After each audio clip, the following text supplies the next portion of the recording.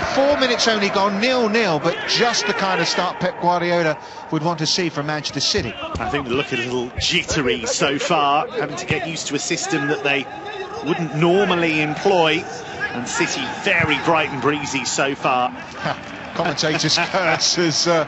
Literally the moment I said that, he boomed it out of play. Yeah, Laporte completely miscued a pass, and there was no one in a Manchester City shirt within any kind of distance whatsoever. Now Marseille on the edge of their own penalty area. That wasn't the best of balls out by Bellardi, and they got away with it a little bit there, Marseille. But as an attacking force so far, Kevin, we haven't seen anything. Interesting, isn't it? No Payet, no Benedetto. You talked about the formation, but Tovan and Radonjic haven't had a sniff up front so far. And they need the ball, Richard, and they just haven't got any kind of rhythm going forward at the moment. When they haven't got the ball, which they haven't now, dropping into a flat back five with those wing backs coming back in line with the three centre backs. So they're trying to contain City, they're trying to make it hard for Pep Guardiola's team to play through them.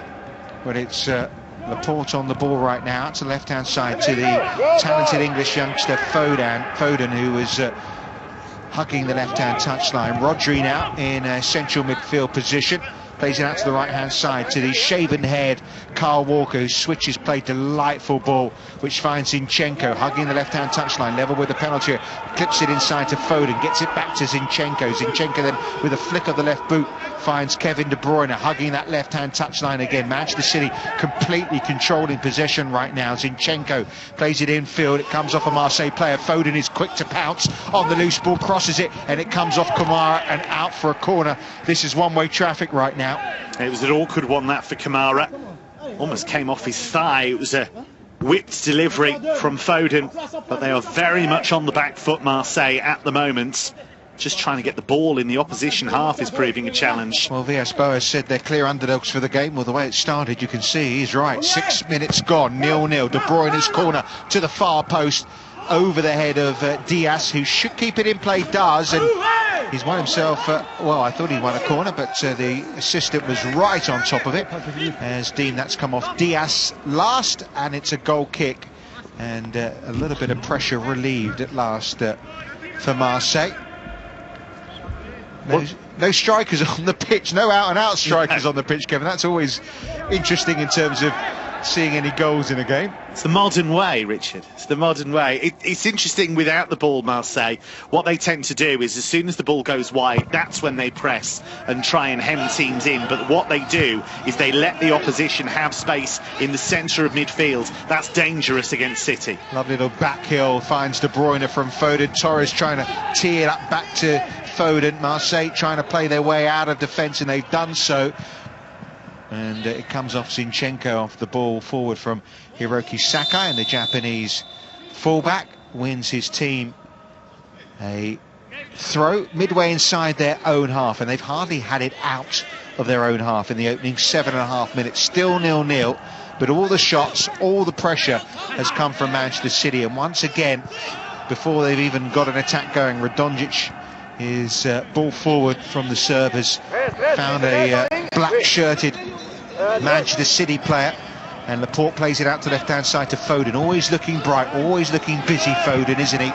Always looks ready to cause some problems. Walker with an no-look pass finds a teammate in the shape of Gundogan. Sterling, lovely bit of skill to skip away from the challenge of Jordan and Marvey. It was an advantage for you, huh? The first one's a foul. Listen, I'm just listening to the conversation here between Sterling and the assistant. Sterling was basically saying I was fouled, but the assistant saying I played you the advantage. And then when he tried to play the advantage, he couldn't get the better of Amavi the second time round. So that was what that little chat was about. You wouldn't be able to do that, would you, if there were 60,000 inside the Stade Velodrome? Not unless you had a very, very loud voice. I think we could probably manage it, Richard. We might be okay. Goal kick taken by Mandanda over the halfway line, but again, Manchester City have won the ball. Gundogan plays it back to Laporte, all the way back to goalkeeper Edison, who's really been a spectator, Edison, isn't he? All in pink in goal for Manchester City. Rodri brings it out of defence and finds Zinchenko, who's making his first start of the season. Alexander Zinchenko De Bruyne, back from injury, plays it forward. It comes off the back of Kamara. It remains 0-0. Rob Daly is watching Borussia Mönchengladbach against Real Madrid for us here on Matchday Live. How has that game started? Yeah, 9.5 minutes gone, Chris. Real Madrid in control at the moment. They've had most of the ball in the opening stages at an empty Borussia Park tonight. Couple of opportunities so far. One was a 30-metre speculative effort from Casemiro from distance. The other interesting, Lucas Vazquez playing at right back, keeps getting into attacking positions. He whipped a great ball into the box for Benzema. He couldn't connect with the header properly. So at the moment it's Borussia Mönchengladbach 0, Real Madrid 0. It's actually goals in all of the earlier matches. If you missed it earlier, it finished Shakhtar 0, Inter 0 in Kiev, and Lokomotiv Moscow were narrowly beaten by Bayern by 2-1 in Moscow. Phil Foden picks up the ball on the left-hand side for Manchester City, attacking the Marseille goal. Zinchenko's ball is deflected. It's away by Chileto Sarr, but Manchester City have won it back through Rodri. Walker out to the right-hand side, edge of the penalty area to Sterling. Shimmies one way, goes the other, skips in between two defenders, steps over, tees it up to De Bruyne. His shot's deflected. There were 3 or 4 white shirts in his way. It was rather speculative from De Bruyne, but how quick were those feet from Raheem Sterling? Almost opened up a gap in that Manchester City defence. Good play by Tobin down the left-hand side. He's won his team a free kick, but Manchester City still looking dangerous. There's that famous picture, isn't there, of Maradona, I think. Is it against Belgium, maybe, where it's him and about 6 Belgian players all in a row just waiting to challenge him. And that was exactly what was going on with Raheem Sterling there, because he broke into the box, had about 5 white shirts in between him and the goal, and just didn't get the support quickly enough to make anything of that situation. Yeah, 62% possession for Manchester City in the opening 10 minutes. You won't be surprised to know Rodri's just slipped, and that's allowed Kamara to come forward with the ball. Switched out to the left-hand side to Jordan Amavi. Amavi's cross left-footed, comes off the back of Sterling. It's come only as far as Rongier, headed away by Zinchenko as Rongier put the ball in the box, and then a little missed kick allows Manchester City to break with purpose, and Foden striding over the halfway line, plays it infield to De Bruyne, who couldn't quite take in his stride, and now they can bring it away again. Rongier plays it up to the halfway line where Tovan is claiming he was fouled. The referee is not interested, and Zinchenko's found a lot of space, but his pass is a little short to De Bruyne, but he's got it back off Sakai, and now plays it back to Foden. Foden infield to Zinchenko, gives it back to Foden. Foden will shape to cross it left-footed, but instead went back to the halfway line to Laporte. Laporte now to his fellow centre-half, the Portuguese Ruben Dias. Now with Kyle Walker, gives it to Raheem Sterling out on that right-hand side. There are, well, every Marseille shirt is now behind the ball, all 11 players. And that's what Manchester City have got to try and work their way through. They're almost like the home team here, Manchester City, right now, as Rodri plays it to Gundogan. Gundogan plays it into the penalty area to Ferran Torres. Torres now looks up, gives it back to Gundogan, who gets just inside the area, right-hand side of it. Now shapes to go the other way, gives it back to Rodri. Rodri back to Gundogan, who switches play neatly to Zinchenko. Zinchenko out to the left-hand side, where De Bruyne is waiting. De Bruyne holds the ball up now, gives it back to Zinchenko short. Infield it goes to Rodri.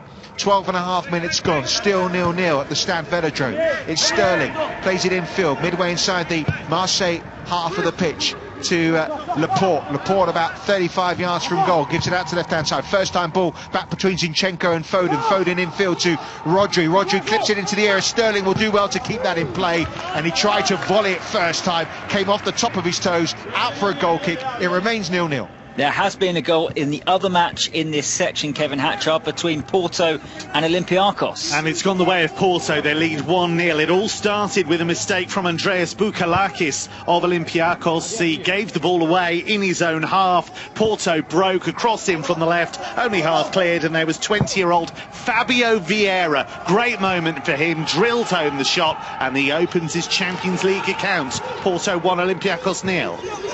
Lovely ball from Gundogan. Foden's shot is right-footed. It's at a tight angle, and Mondonda makes a pretty comfortable save. It's been a slow start to the season in the English Premier League for Manchester City. It's not been a slow start for them here, Kevin. No, they've been excellent, and that was great technique from Phil Foden, taking that ball on his chest and then striking it on the volley. But the angle was against him. Mondonda, such an experienced keeper, unlikely to allow that one to get beyond.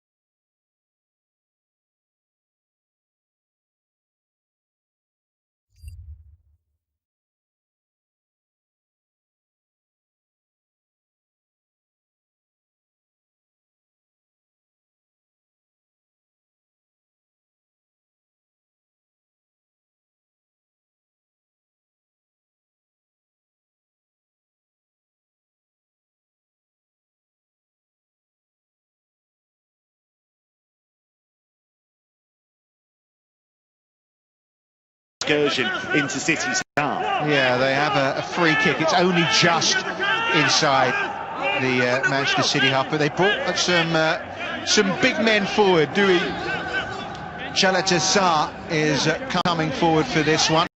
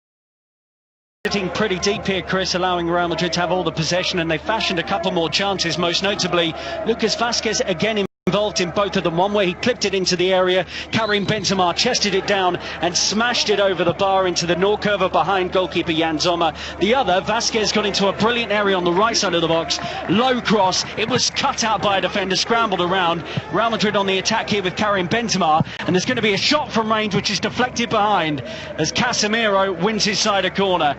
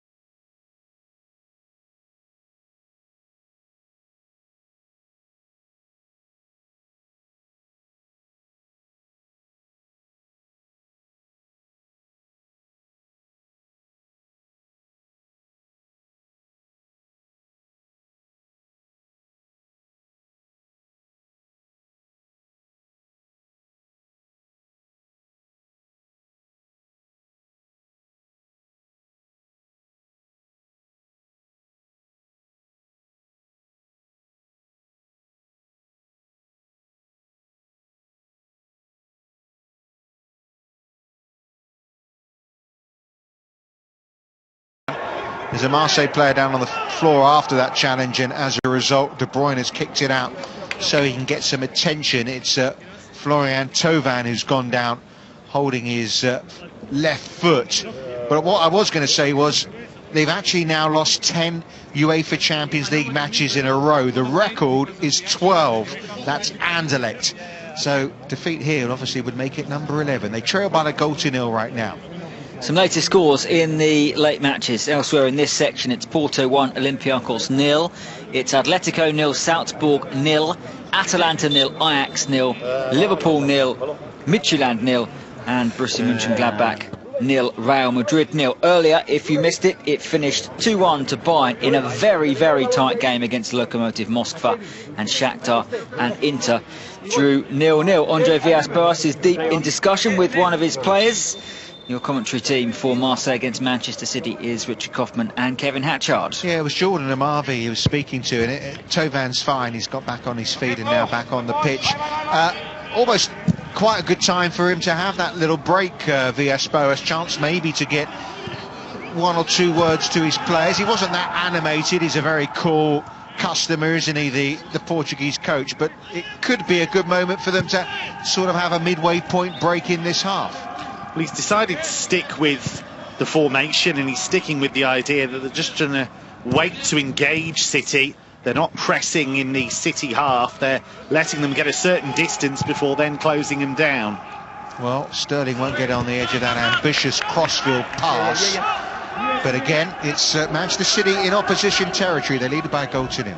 A very worrying moment for Liverpool because Fabinho is down. He pulled up as Midtjylland were attacking, and it looks like his right knee, I should say, is being stretched out, and he is going to come off in that game. Remember, Fabinho is playing at centre-back because Virgil van Dijk has that long knee injury, and his injury, if it is a bad one for Fabinho, is not what Jurgen Klopp or Liverpool needed at all. 0-0 in that game, but Fabinho is coming off. Ajax, meanwhile, have won a penalty in their match against Atalanta. We'll be back there shortly, Richard Kaufman. Well, chance for Rongier to stretch over the halfway line. His pass out to the right-hand side will be picked up by Cuisance. Cuisance's ball is straight down the throat of Ederson, and that's the first thing the Manchester City goalkeepers had to do in the half. 29 minutes almost on the clock. They haven't had a single shot in, well, never mind on target. They haven't had a single shot in the match yet, Marseille. That goes down as a cross, which was, well, catching practice for the Brazilian goalkeeper. Nobody running across the goalkeeper there are the three targets for Marseille, all on the far post. And Cuisance has an excellent left foot, and he'll be disappointed that that was too close to Ederson, because really they're not going to get too many opportunities like that, and he didn't make best use of it. Laporte plays it forward looking for Foden, but it was a little bit behind it. 1-0 remains to Manchester City in Marseille. There is a goal for Atletico. Marcos Llorente is struck from the edge of the box. 1-0 against Salzburg. Meanwhile, Dusan Tadic has the ball on the spot in Bergamo. Ajax were beaten by Liverpool last week. They have the opportunity to take the lead here against free-scoring Atalanta. Dusan Tadic is normally Mr. Reliable from the spot. The referee is just checking that Marco Sportiello is not moving from his goal line. Goalless after 29 minutes in the north of Italy. But the Ajax captain here, who has a magical left foot, is about to take this penalty. They scored 13 goals at the weekend. Domestically, they have one tonight. Straight down the middle from Dusan Tadic, and Ajax, looking for their first points of this season's Champions League, lead Atalanta by a goal to nil after 30 minutes. Well, as you might have heard, a lot of shouting, a lot of screaming from the Stade Velodrome. That's because Alvaro went in with a challenge with Kevin De Bruyne right on the edge of the area. De Bruyne is now explaining to the referee he felt he was trodden on poorly by the Spanish defender. They're having a few words to each other, but the referee saw nothing wrong with it. Obviously, we have VAR, and they've seen nothing wrong with it either. And so we play on.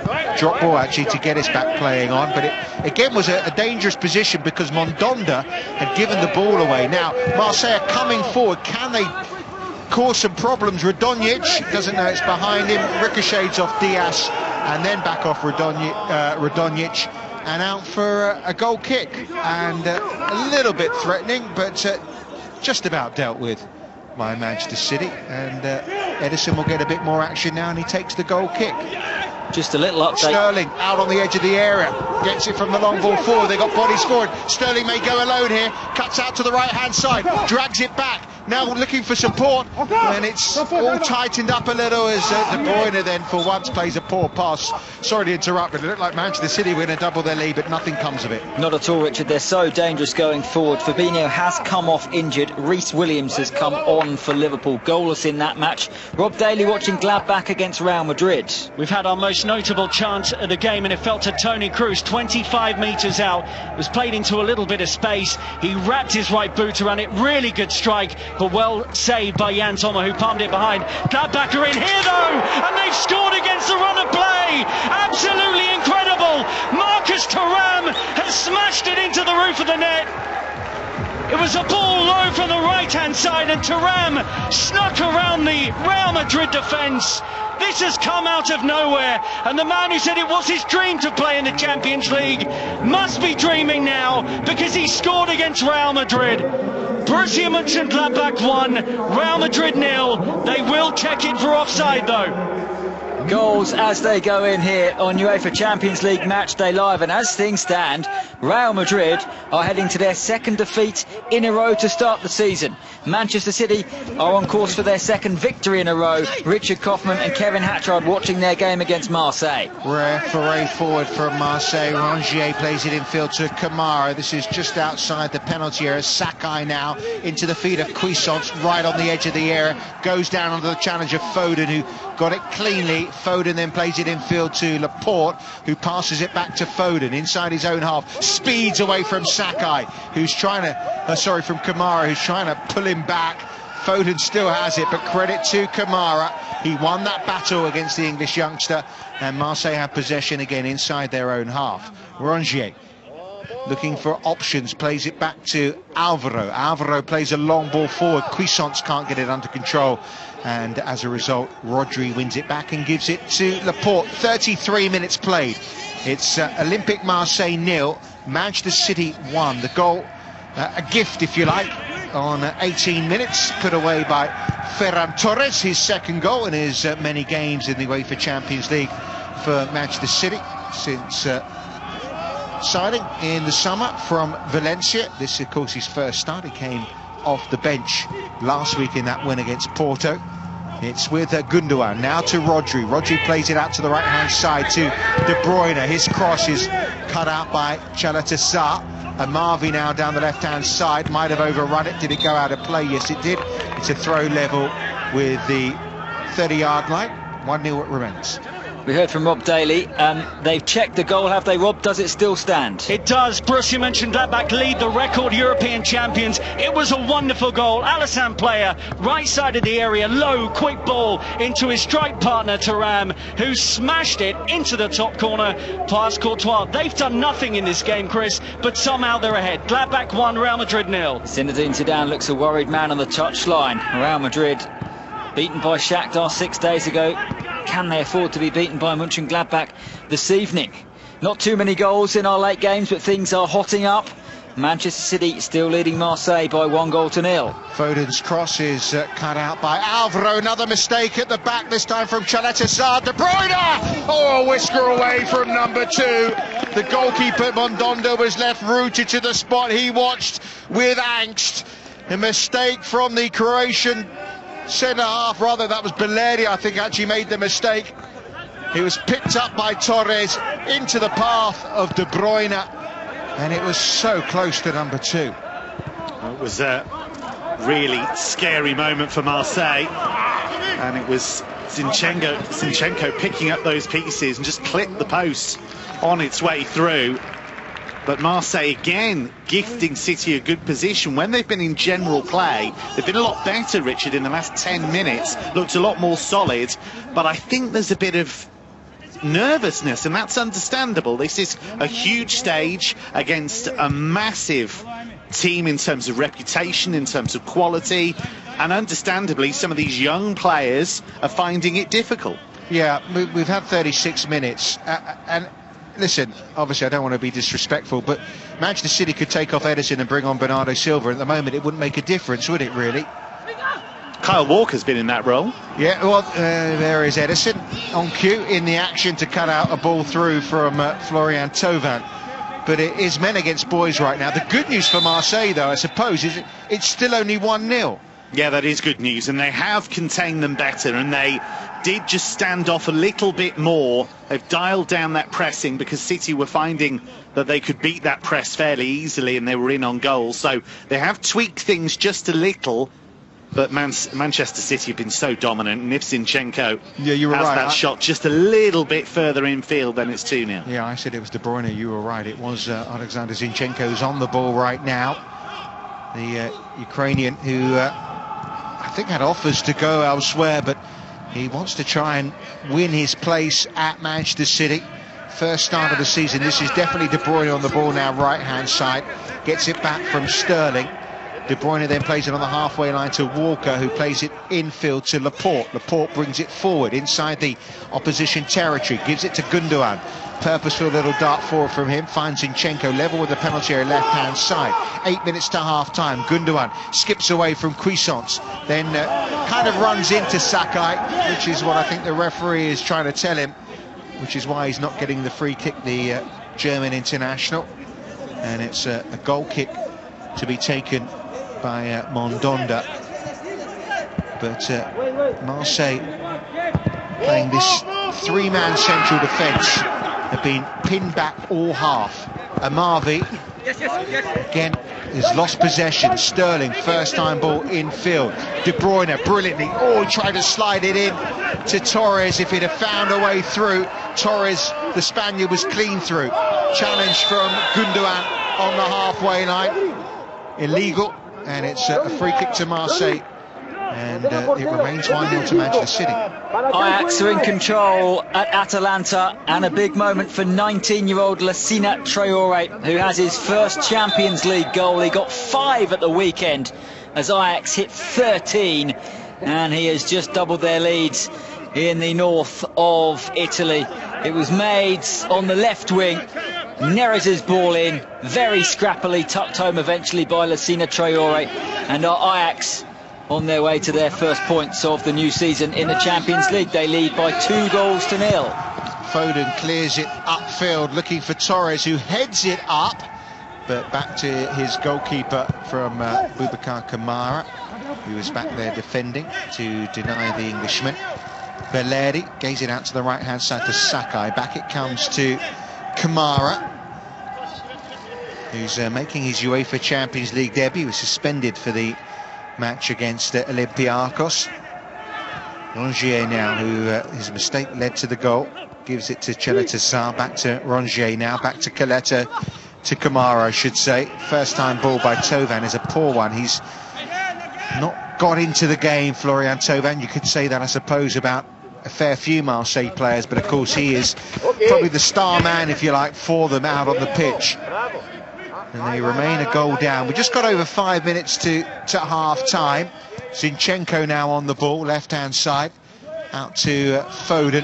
Back it comes on the halfway line to Laporte. Diaz plays it first time to Rodri. Rodri straight into the feet of Walker, who plays it out to the right-hand side to Raheem Sterling. Sterling plays it infield, finds Walker. Walker first time, looks a little miscued, but it bounces on the edge of the area to Torres. Torres got plenty of players around him, and it was well defended by Marseille on this occasion. But Cuisance has lost possession straight away. Marseille felt they should have had a free kick. It's out with Foden, left-hand side. Sterling's in the penalty area. Torres is in there as well. Foden holds it up, plays it to Gundogan. Gundogan gives it back to Torres, now to Zinchenko, going further back now to Laporte. Infield it comes to Walker, about 40 yards from goal. Rodri plays it out to the left-hand side to Laporte. Laporte goes further wide to Foden. Foden plays it forward to Gundogan. First time cross across the face of goal. It should go out for a throw on the other side.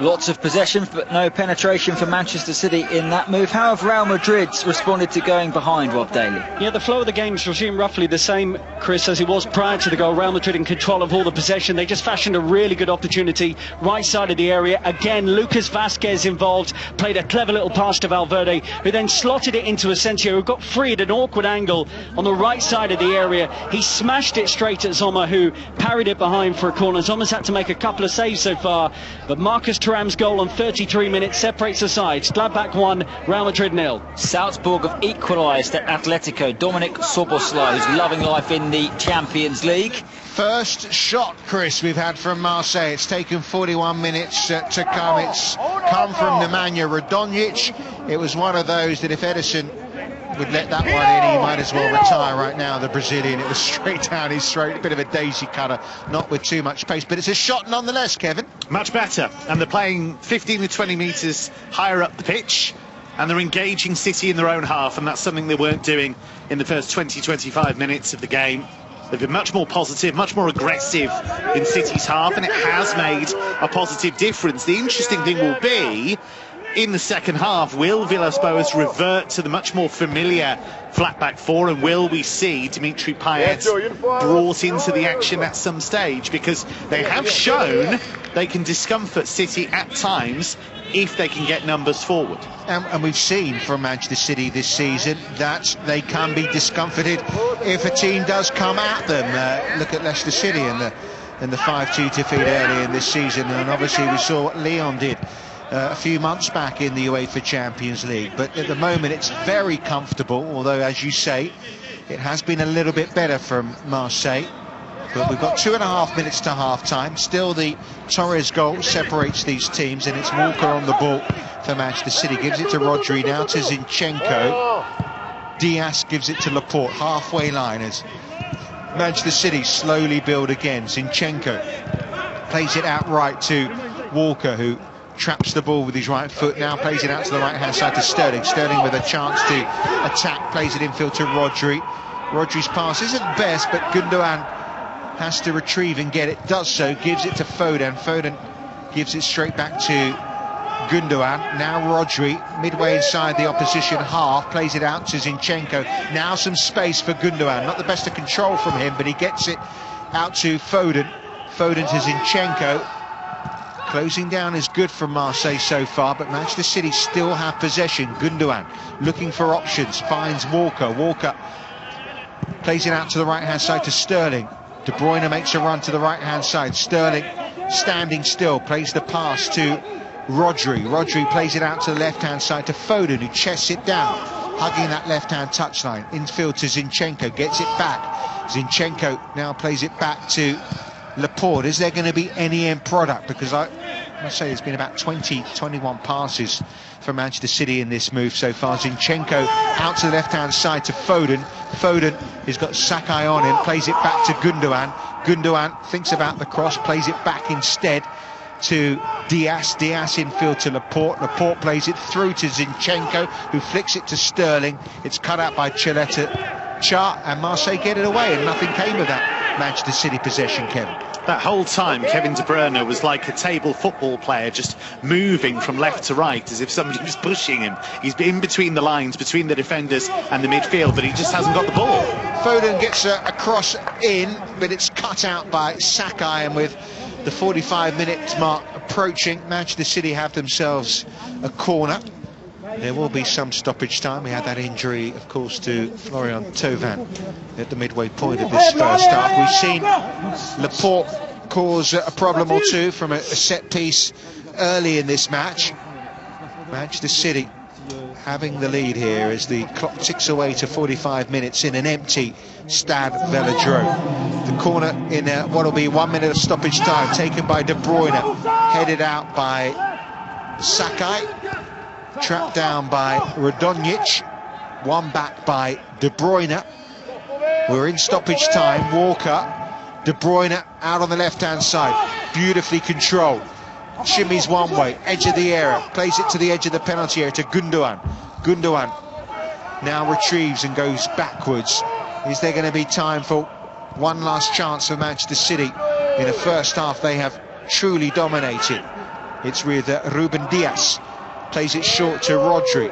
Plays it sideways to Laporte. Plays it out to left-hand side to Zinchenko. Zinchenko crosses it into the penalty area. Torres' control isn't the best, and Marseille can get it away down the right-hand side with Sakai. He leaves it to Radonjic. He plays it back to Cheleta Sarr. I make it. We've had the minute of stoppage time. There is the whistle from Tobias Stieler.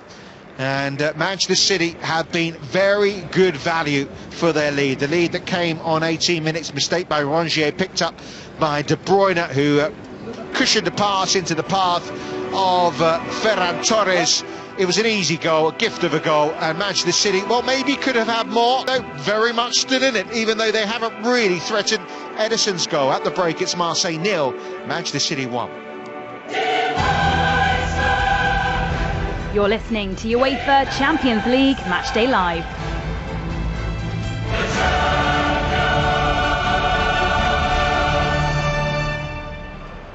You're listening to UEFA Champions League Matchday Live with myself, Chris Parrott. Half times going across Europe as I speak. Earlier on in Group A, it finished Lokomotiv Moscow 1, Bayern 2, and in Group B, Shakhtar 0, Inter 0. Those were the two early games. In Group A this evening, it's Atletico 1, Salzburg 1. Final 10 seconds of that first half. In Group B, as you heard from Rob Daly, it's Borussia Mönchengladbach 1, Real Madrid 0. In Group C, your commentary match, Marseille 0, Manchester City 1, and Porto 1, Olympiacos 0. And in Group D, interesting scorelines here, Atalanta 0, Ajax 2, and the half-time whistle has just gone at Anfield. Liverpool 0, Midtjylland 0. Kevin Hatchard, the European football expert, is mainly focusing on Marseille and Manchester City, but you've kept an eye on everything. And Jurgen Klopp decided not to play any of his fearsome front three, and he would not want to be goalless at half-time, and he would not have wanted to lose Fabinho to injury, particularly with Virgil van Dijk a long-term absentee. No, that's the most serious blow. I think that's the real disappointment from the half for Liverpool. He's trying to take pressure off that front three, because if you look at the durability they've shown in his era at Liverpool, it's unbelievable, the very small number of games they've missed. Yep. By sheer law of averages, that cannot continue. So he knew he had to have different attacking options. He has great belief in guys like Minamino, guys like Jota, but they have to perform, and Midtjylland so far have done a good job of keeping Liverpool at arm's length. They certainly have. If they get a point from that game, Midtjylland, they'll be absolutely delighted. One more quickly on Dominik Szoboszlai, who is a young Hungarian with the footballing world at his feet. He has now scored, including qualifying, 4 goals already in this season's Champions League. What a player. Supreme technique. Yep. I mean, he is so good, not just from long range, but as we saw with this equaliser, under pressure, when you have to make sure you get that connection. Absolutely right, but he has other skills as well. He is a fabulous footballer. And he's not very old at all. He is going to be, well, a name to watch now, but for the future as well. He's only just turned 20 earlier this week, 2 days ago, so a nice late birthday present for Dominik Szoboszlai and for Salzburg. Kevin Hatchard is alongside Richard Kaufman for the Manchester City game. And Richard, you mentioned something in the first half when you said City were favourites, but you didn't expect them to be as dominant as they were.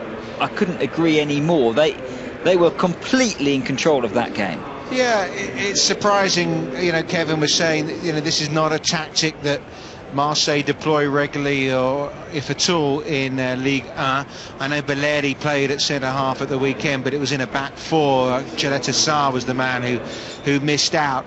And they look nervous at the back, and they just haven't threatened at all going forward. Now, we know they've got a striker on the pitch, as in a proper number 9 in Benedetto, but we also know he hasn't scored all season. And they've also got a playmaker on the bench in terms of Dimitri Payet, but we know he hasn't been in great form either. So you can understand in a way why he hasn't gone with them from the start, because of their, I suppose, lack of form. But you do feel that if they're going to get anything out of this game, that they need something different to what they have right now, even though as an 11 they did improve as the half went on, but still they look very much second best Marseille to Manchester City. Marseille fans would always say Le Classique against Paris is the biggest game of their season, so we've had that and they've won that game. Yeah. This is the second biggest game of their season, I would say. And if you have that, you're going to be a little bit jittery, a little bit nervous. But that gets added to if you are then playing a formation you are not used to playing. And I think we saw that early on because it's slightly different for the midfielders. It's slightly different for Rongier. Just the angles are different. The kind of personnel around him is different. And he looked a bit nervous and he was under so much pressure. And just a really... just a slip of the mind, really, just playing it straight to De Bruyne, of all people, yes, to play the ball to. But once that goal went in, generally, they settled, they played higher up the pitch, they engaged a bit more in City's half, but then Balerdi makes a mistake, and Zinchenko's very, very close to making it 2-0. If anything, they've almost beaten themselves. City haven't actually, for all their control, for all their possession, haven't actually carved Marseille open that often. The big question for Andre Villas-Boas now in the second half is, when do we change it? When do we be more aggressive in the City half? When do we start taking some risks? Because they are still in this game and the opportunity is still there to try and open City up a bit. Remember, Marseille were beaten 6 days ago at Olympiacos. If they were to have 0 points in their opening 2 matches, it's been done before to go through. Just ask Atalanta last season, of course, but they really would be up against it. And Richard, given how Manchester City have started, not just against Porto in this competition, but in the Premier League, did you think Marseille...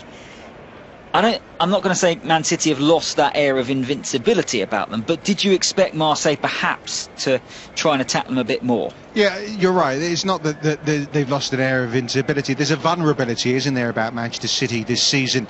They dominated possession like they have done here against West Ham United, and very similar in a way, because Kevin has mentioned there, even though they dominated like against West Ham at the weekend, it's not like they were carving out chance after chance and Mondonda's had to make save after save, and most of the chances Manchester City have been because of mistakes at the back. Mondonda, Balerdi and Rongier both giving the ball away very close to their own penalty area, or in the case of Mondonda, inside it. So yes, the problem for Marseille is their most effective front men, if you like, are not firing. Thauvin, although he's had a good start to the season in Ligue 1, Ligue 1 in France, hasn't really been in this game at all. And of course Benedetto, who bagged a fair few goals last season when they finished second when the season ended, and Payet, of course, are both on the bench, but they both could come on in the second half. But will they do it with Manchester City a goal up, or will they be a little further ahead by then? Oh, let's see. We will find out shortly. Kick-off for the second half is about 6 or 7 minutes away. Full match commentary to come with Richard Kaufman and Kevin Hatchard. Our other featured late match is very, very interesting because Borussia Mönchengladbach lead Real Madrid by 1-0, Rob Daly, and Zinedine Zidane has a big half-time team talk coming up. He certainly does, and he knows how to use his substitutes. I think he's one of the most effective coaches in the game for making changes and altering the dynamic of a match.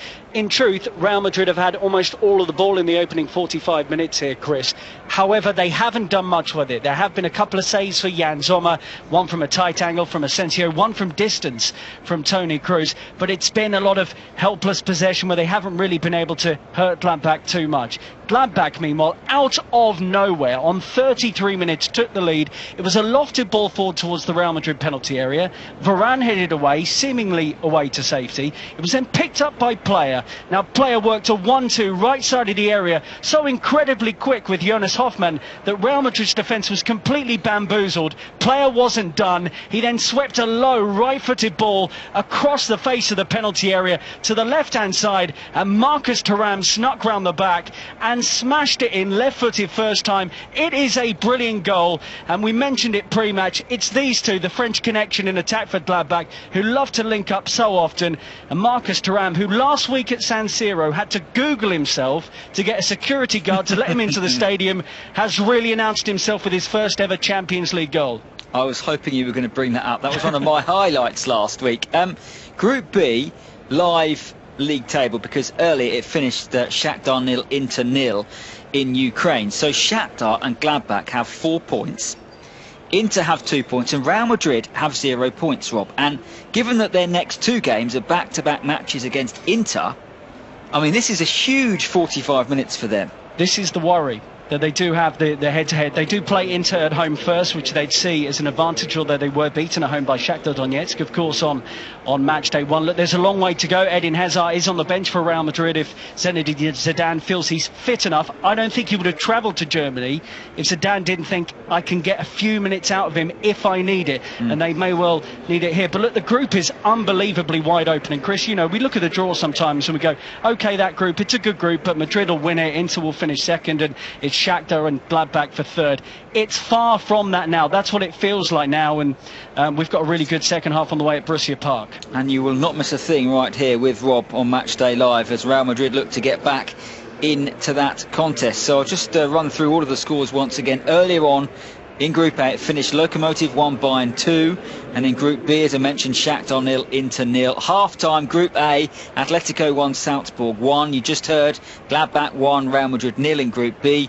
In Group C, our commentary match, Marseille 0, Manchester City 1, and Porto 1, Olympiacos 0. And in Group D, it's Liverpool 0, Midtjylland 0, and Atalanta 0, Ajax 2. Loads more to come tonight and tomorrow because the Champions League is in full flow. 16 more clubs are striving for glory in the world's greatest club competition on Wednesday night, and you won't miss a thing right here on Matchday Live as Dom Johnson explains.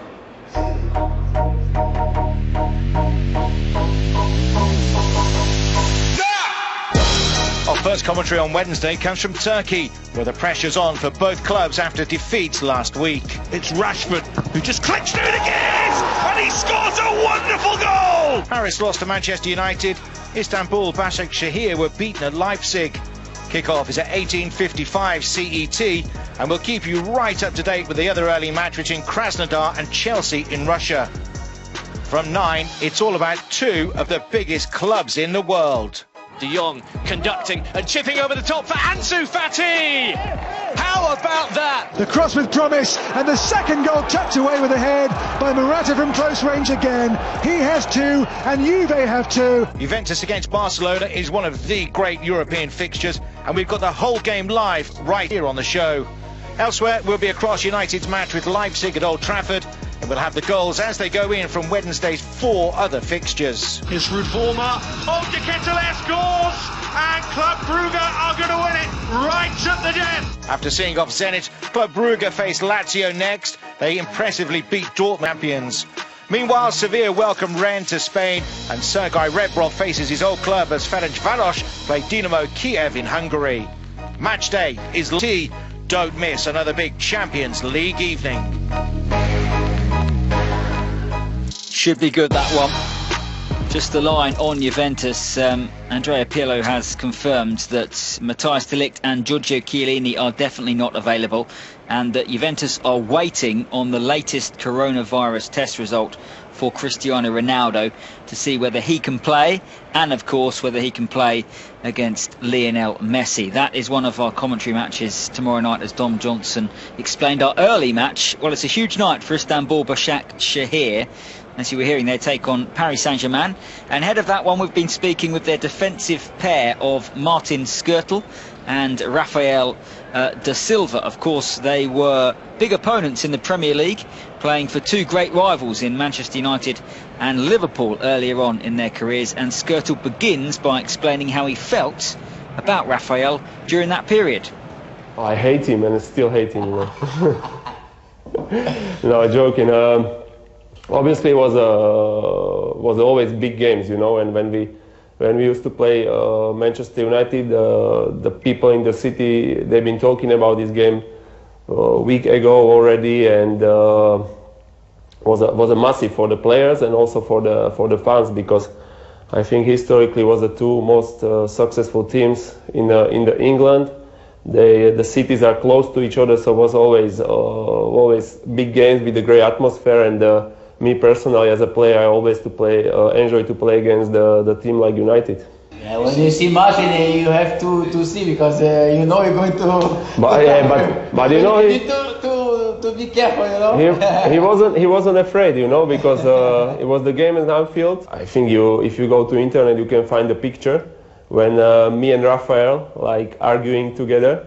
So when I realized that we signed him here, I just sent this picture to CEO of the club, and we had a laugh about it, you know. So he just told me that hope that we're not gonna fight on the training like this. The draw could have been easier, but is that?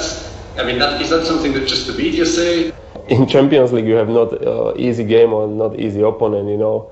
And this is the competition with the best clubs on the world, with the best players. So it's a great motivation because you're playing football to compare yourself with the best, and we have the chance for it, you know. And I think to play against PSG or playing against United or Leipzig, it's I would say the payback for all of us, because we have been working very hard to get ourselves to Champions League, and we did it. So now we are there, and we want to enjoy it and show ourselves what we're capable of.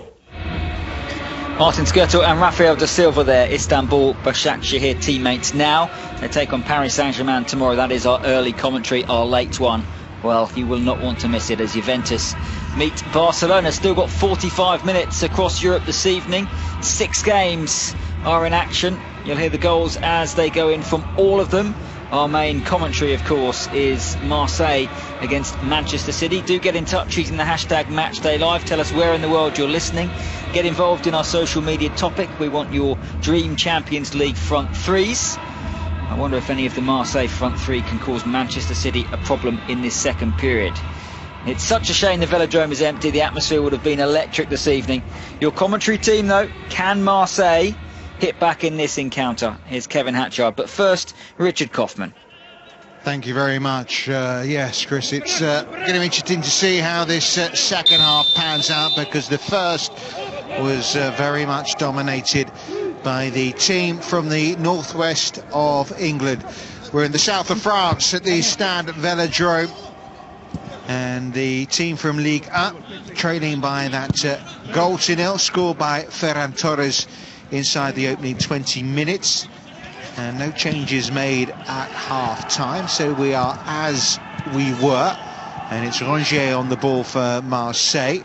Gets it out to the right-hand side to Sakai. Sakai back to Rongier, but his pass can only find Zinchenko. And Manchester City win the ball back for the first time in this second half, and it's with Kyle Walker. It's interesting to see Walker named in the starting 11. Many thought he might be rested after Pep Guardiola said he took him off against West Ham at the weekend after about an hour or so because he was exhausted. Yet here he is, 45 minutes, 55 seconds into this second UEFA Champions League match of the season.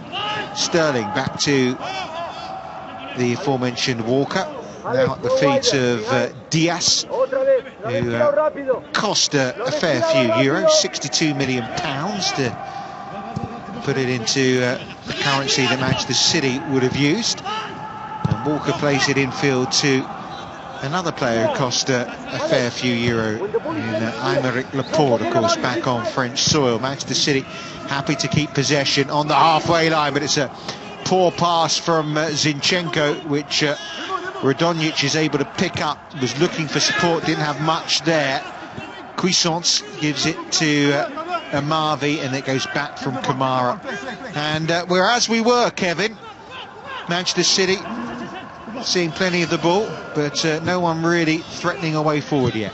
And a great example of the problems Marseille have in attack, because there's no reference point there. Radonjic seizes on that error, bursts of pace down the left, looks up, there's nobody ahead of him, so he has to come back into midfield, which is congested, and they lose possession. At some stage in this game, they're going to have to work out how to make the ball stick in attack, because otherwise it's just going to keep coming back at them. Big chance for Real Madrid, Rob Daly. Yeah, opening seconds of the second half, Chris. It was a corner flicked on by Casemiro. Asensio met it on the half volley, drilled it into the ground, and it bounced up onto the crossbar. Still Gladbach 1, Real Madrid 0.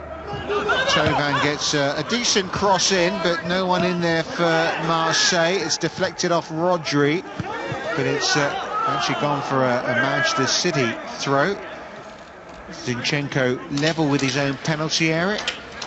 Will take it for Manchester City into the feet of Gundogan.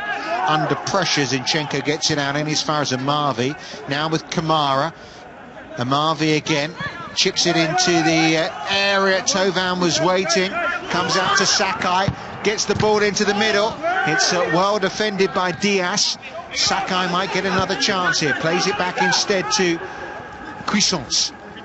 Cuisance on loan from Bayern Munich. Plays it out to the left-hand edge of the area. And that's easy pickings for Walker. And then a lovely little flick from Raheem Sterling. De Bruyne holds it up. Plays it out to left-hand side. This could be dangerous. Foden, though, try to play a pass that he hoped that would be run onto by Ferran Torres, but Torres then actually held his line, and instead it goes straight into the arms of Marseille's goalkeeper Steve Mandanda. Okay, we have a shock scoreline in Madrid because Salzburg have come from behind to lead Atletico.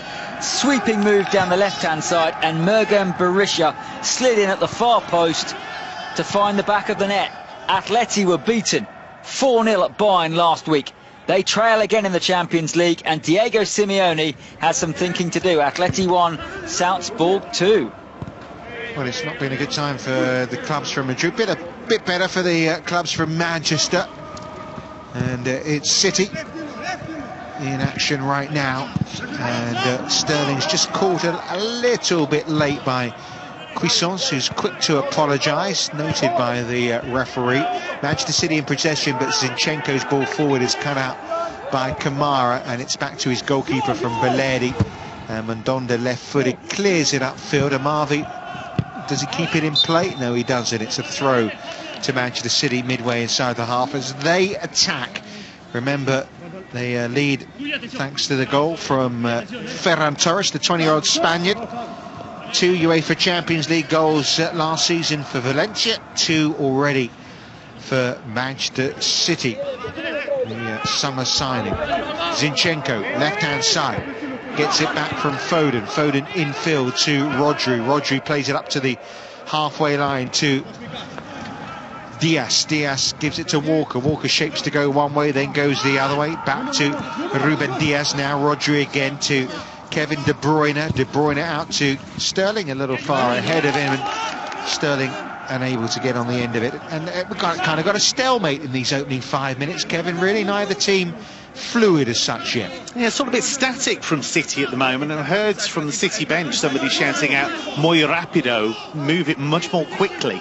We haven't seen that so far from City. The passing is all a bit slow, and it's not really hurting Marseille at the moment. And Marseille trying to do what they do, which is to get the ball wide, get lots of crosses in. But of course the problem they have then is that they don't really have runners from midfield at the moment, and they don't have a number 9 to put those crosses in. Rodri brings it forward for Manchester City, and then as he bursts forward, plays it back to Diaz. He finds his fellow centre-half Laporte. Laporte under a little bit of pressure, plays it out to the left-hand side. Foden should get to this, but Sakai came across, slid in, and it kicks it out for a throw level with the penalty area. Marseille 0, Manchester City 1. 6.5 minutes played of the second half in an empty Stade Velodrome. And a miscue from Torres, out for a Marseille throw. The mistakes coming thick and fast right now. But I think Marseille, even though they haven't threatened, they haven't looked like they're going to be threatened yet, which is, I suppose, some encouragement given what we saw in the first half.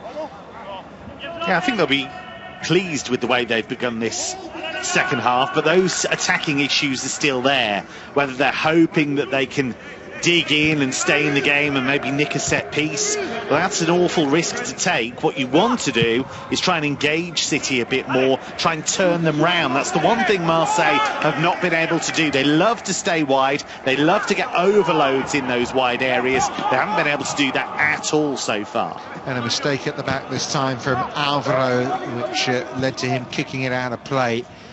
And Manchester City have possession cheaply back again. And Rodri has it just inside the opposition half.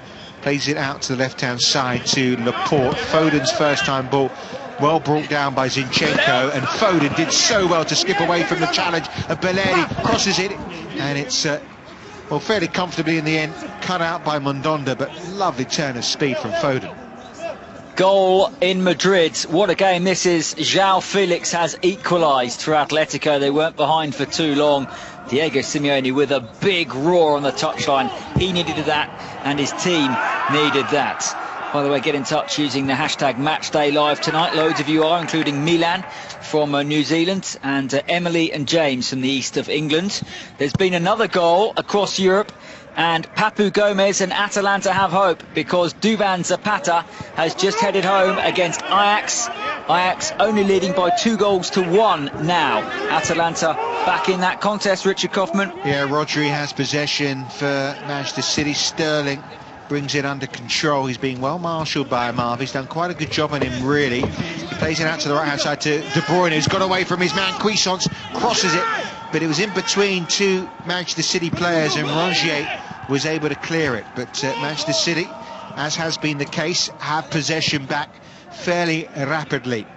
And it's with Zinchenko, about 45 yards from goal. Plays it out to left-hand side to Foden. He shimmies to go one way, then goes the other, and his pass is cut out by Rongier. It's at the feet of Mondonda, the Marseille goalkeeper. The 35-year-old clears it. Kamara missed control. De Bruyne almost picked up the pieces, but Cheletassar able to get it back to Mondonda. That's a good header forward into the path of Cuisance. Looks up. He's got Tovan in support. Tovan had to go back a little to pick it up. Now running to the edge of the area. Tovan shoots, and it's a pretty good shot. And did Ederson get a touch on that, or did it catch the outside of the post? I think a corner's been given, but it's a decent strike nonetheless from Florian Thauvin then. His best chance of the game, really, even though it was from distance. I think Ederson lost his bearings there. I'm not sure that he knows where his post is there, and he throws out a hand. I think he thinks that's going much wider than it was, and he's ended up just flicking that ball behind. I think he lost that one. Yeah, I think it would have hit the post if it hadn't in his hand, but it did hit his hand. Thauvin with a corner, and there's a man down in the area. It's Gundogan, and it's a free kick to Manchester City. The goals are flowing now. Liverpool lead Midtjylland. Diogo Jota, after 55 minutes, lovely reverse pass from Xherdan Shaqiri. Sliced through the Danish champions, and Trent Alexander-Arnold squared for Jota to score his first Champions League goal. So Liverpool are 1-0 up. Ajax are still 2-1 up against Atalanta.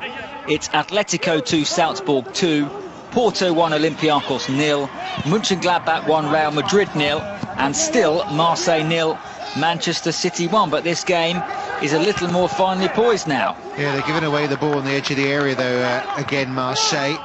And Zinchenko has it now, 30 yards from goal. Little flick from Gundogan. I'm not sure it was intended, but Torres nearly picked it up in a very advanced position. But Marseille get it away. All the games very finely poised, aren't they? But Andre Villas-Boas, he's got a few jokers in the pack on the bench, but at the moment he's sticking to what he started with at the start of this game. To remind you, the team is Mondonda in goal, Sakai, Belletti, Alvaro, Cheletassar and Amavi, kind of the back five. Rodri here on the ball for Manchester City right now, plays it out to the right-hand side, cut out by Amavi. Rongier, Kamara, Cuisance, Radonjic and Thauvin. Whereas for Manchester City, we have Ederson in goal, Walker, Diaz, Laporte and Zinchenko the back four, with Rodri, De Bruyne, Gundogan, Torres, Sterling and Foden, the 11 for Pep Guardiola's team. They have possession inside their own penalty area right now, do Marseille. Sakai plays it back. It's with Alvaro now, the Spaniard. Brings it out from outside his own penalty area to Amavi on the left-hand side. He gives it back to Cheletassar, who plays it cross-field. Again, they're still only just outside their own penalty area. It's out now to the right-hand side to Sakai, who now hits it long.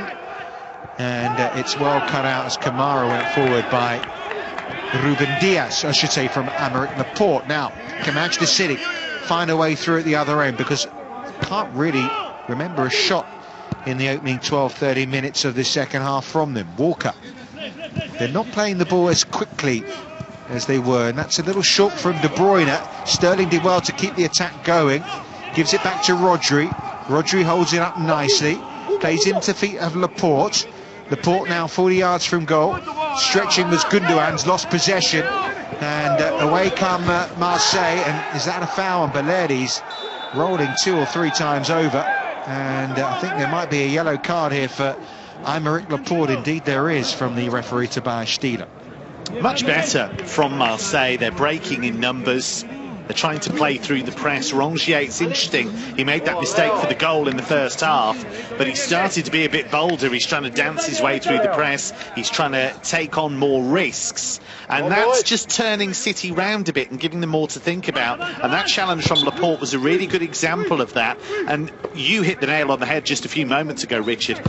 They're not playing the ball, City, as quickly as they were in the opening exchanges, where they bamboozled Marseille and really got them back on their heels. They haven't really done that since that opening spell. Yeah, it's Marseille in possession again. They've got a few players that have played Premier League football. Mondonda, and not very much with Crystal Palace, as Belerdi wins another free kick. Of course, Payet on the bench of Marvey at Aston Villa, Tovan at Newcastle. So they've had a few players that have played in the Premier League, but they've struggled against Manchester City for much of the game. But you feel like they're starting to grow into the game as Cuisance plays the ball out towards Marvey. Rodri should pick it up just inside his own penalty area and plays it to De Bruyne. De Bruyne closed out by 2 and is fouled. It remains 1-0 to Manchester City. Well, Duvan Zapata is lighting up the Champions League. And Atalanta, from 2-0 down at home to Ajax, are level. It's a brilliant run, and then a wonderful finish beyond Andre Onana. That almost burst the back of the net in Bergamo. 2-2 there, and a huge goal in Germany. Overcooked that pass, but it's into Player. Good save. Thuram's tucked it in. The flag has stayed down, and Borussia Mönchengladbach have scored again. It's Marcus Thuram again. And 13 minutes into the second half, it's Borussia Mönchengladbach 2, Real Madrid 0. Absolutely incredible. What an extraordinary scoreline. Rob Daly with the commentary. Real Madrid, as things stand, will have 0 points after 2 games. De Bruyne into Sterling. Raheem Sterling over the crossbar. He was put under really good pressure from Jordan Amavi there as he went to shoot, and it was enough to put the English winger off his mark. I think he might have been called offside though, had that hit the back of the net. But first time they got in behind the Marseille back four. Well, we heard from Rob Daly, the commentary there. This is quite the story. Absolutely incredible, Chris, and Gladbach should be 3-0 up. Alassane Player got in behind Real Madrid after a lovely scoop ball from Florian Neuhaus through the heart of the Real Madrid defence. Player, great touch, took him away from the defender, but his shot was brilliantly saved as Courtois made himself big and closed it down. This is absolutely remarkable. They've had 2, 3 now clear-cut chances, and Gladbach have taken both of them. Borussia Mönchengladbach 2, Real Madrid 0. Finalists in 1977, they've never been through to the knockout stages in the Champions League era, and as things stand in that group, it is Shakhtar and Gladbach, the top 2, Inter and Real Madrid in 3rd and 4th. This season already has been balmy. Can Marseille mount a comeback at the Velodrome, Richard Kaufman? Well, they're going to have to do some defending here, and Amavi, well, was clearly pulling back Raheem Sterling, and it'll be a yellow card which he won't contest too much. Amavi took one for the team there. It's a free kick in a dangerous position, right-hand edge of the penalty area. It's twice in quick succession now that Sterling's got the wrong side of Amavi. He was offside on the first occasion, but onside there, and Amavi taking no chances. But that's some encouragement, I think, for City, starting to get Sterling in behind Marseille and starting to turn them around. So it's a free kick to Manchester City, which Kevin De Bruyne will take. This is right on the edge of the penalty area. Right-hand side, though, so it's not in a shooting position. And Kevin De Bruyne is over it. He now hits it right-footed towards the far post. Zinchenko left-footed volley. It was a decent chance, but he kicked it towards the wrong goal. And Walker's now got back and given it back to his goalkeeper. Zinchenko there, eyes lit up, completely miscued it, Kevin. It wasn't quite Roberto Carlos, was it, when we're talking about left-backs? No, it wasn't. Ferran Torres picks it up for Manchester City in an offside position. So the whistle goes, and we've had, what, 62 minutes or so in this game. Marseille 0, Manchester City 1. And I think we may well see our first substitution coming up here, and it's Morgan Sanson who's coming on for Marseille. And he's going to place Rongier. So just a straight swap, Kevin, nothing tactically changing there? Yeah, I think that's just fresh legs. Sanson will cover the ground in the way that Rongier did. I thought Rongier did really well to settle, having made that pretty dreadful error for the goal. He did really well to come back and compose himself, and he's actually had some bright moments in this second half, taken some risks. So yeah, same shape, just fresh legs in that midfield area. Yeah, Sanson, who's been a regular last 3 seasons at Marseille since signing from Montpellier, comes on in place of Valentin Rongier. It's Boubacar Kamara on the ball for Marseille. Sakai gives it back to Belletti. Now Alvaro. This is just outside their own penalty area. Can Marseille carve open some opportunities? Kamara through the middle, finds Cuisance out to the right-hand side to Sakai. Sakai shaped to cross. There's a Manchester City player that's fallen down, so Thauvin can get in the cross. And it's brilliantly defended by Ruben Dias, because I thought that Radonjic was going to get on the end of it. Now it's Manchester City with a chance to counter-attack. Foden out on the left-hand side. He's got Sterling up with him. Try to play it into Sterling. It was well cut out by Belletti. And suddenly it's become end-to-end, Kevin. But neither team able to get a shot away in anger. That was so much better from Marseille. Boubacar Kamara bringing the ball out of midfield, a positive pass, breaking the lines, finding Mikel Cuisance, and then a really dangerous ball into the box. But if they take that kind of risk, which they need to get back into the game, that's when City can come alive on the counter. So it's right on the knife edge at the moment. 25 minutes to go. Marseille 0, Manchester City 1. Elsewhere in the late games, it's Atletico 2, Salzburg 2. As you heard from Rob Daly, Borussia Mönchengladbach 2, Real Madrid 0, Porto 1, Olympiacos 0.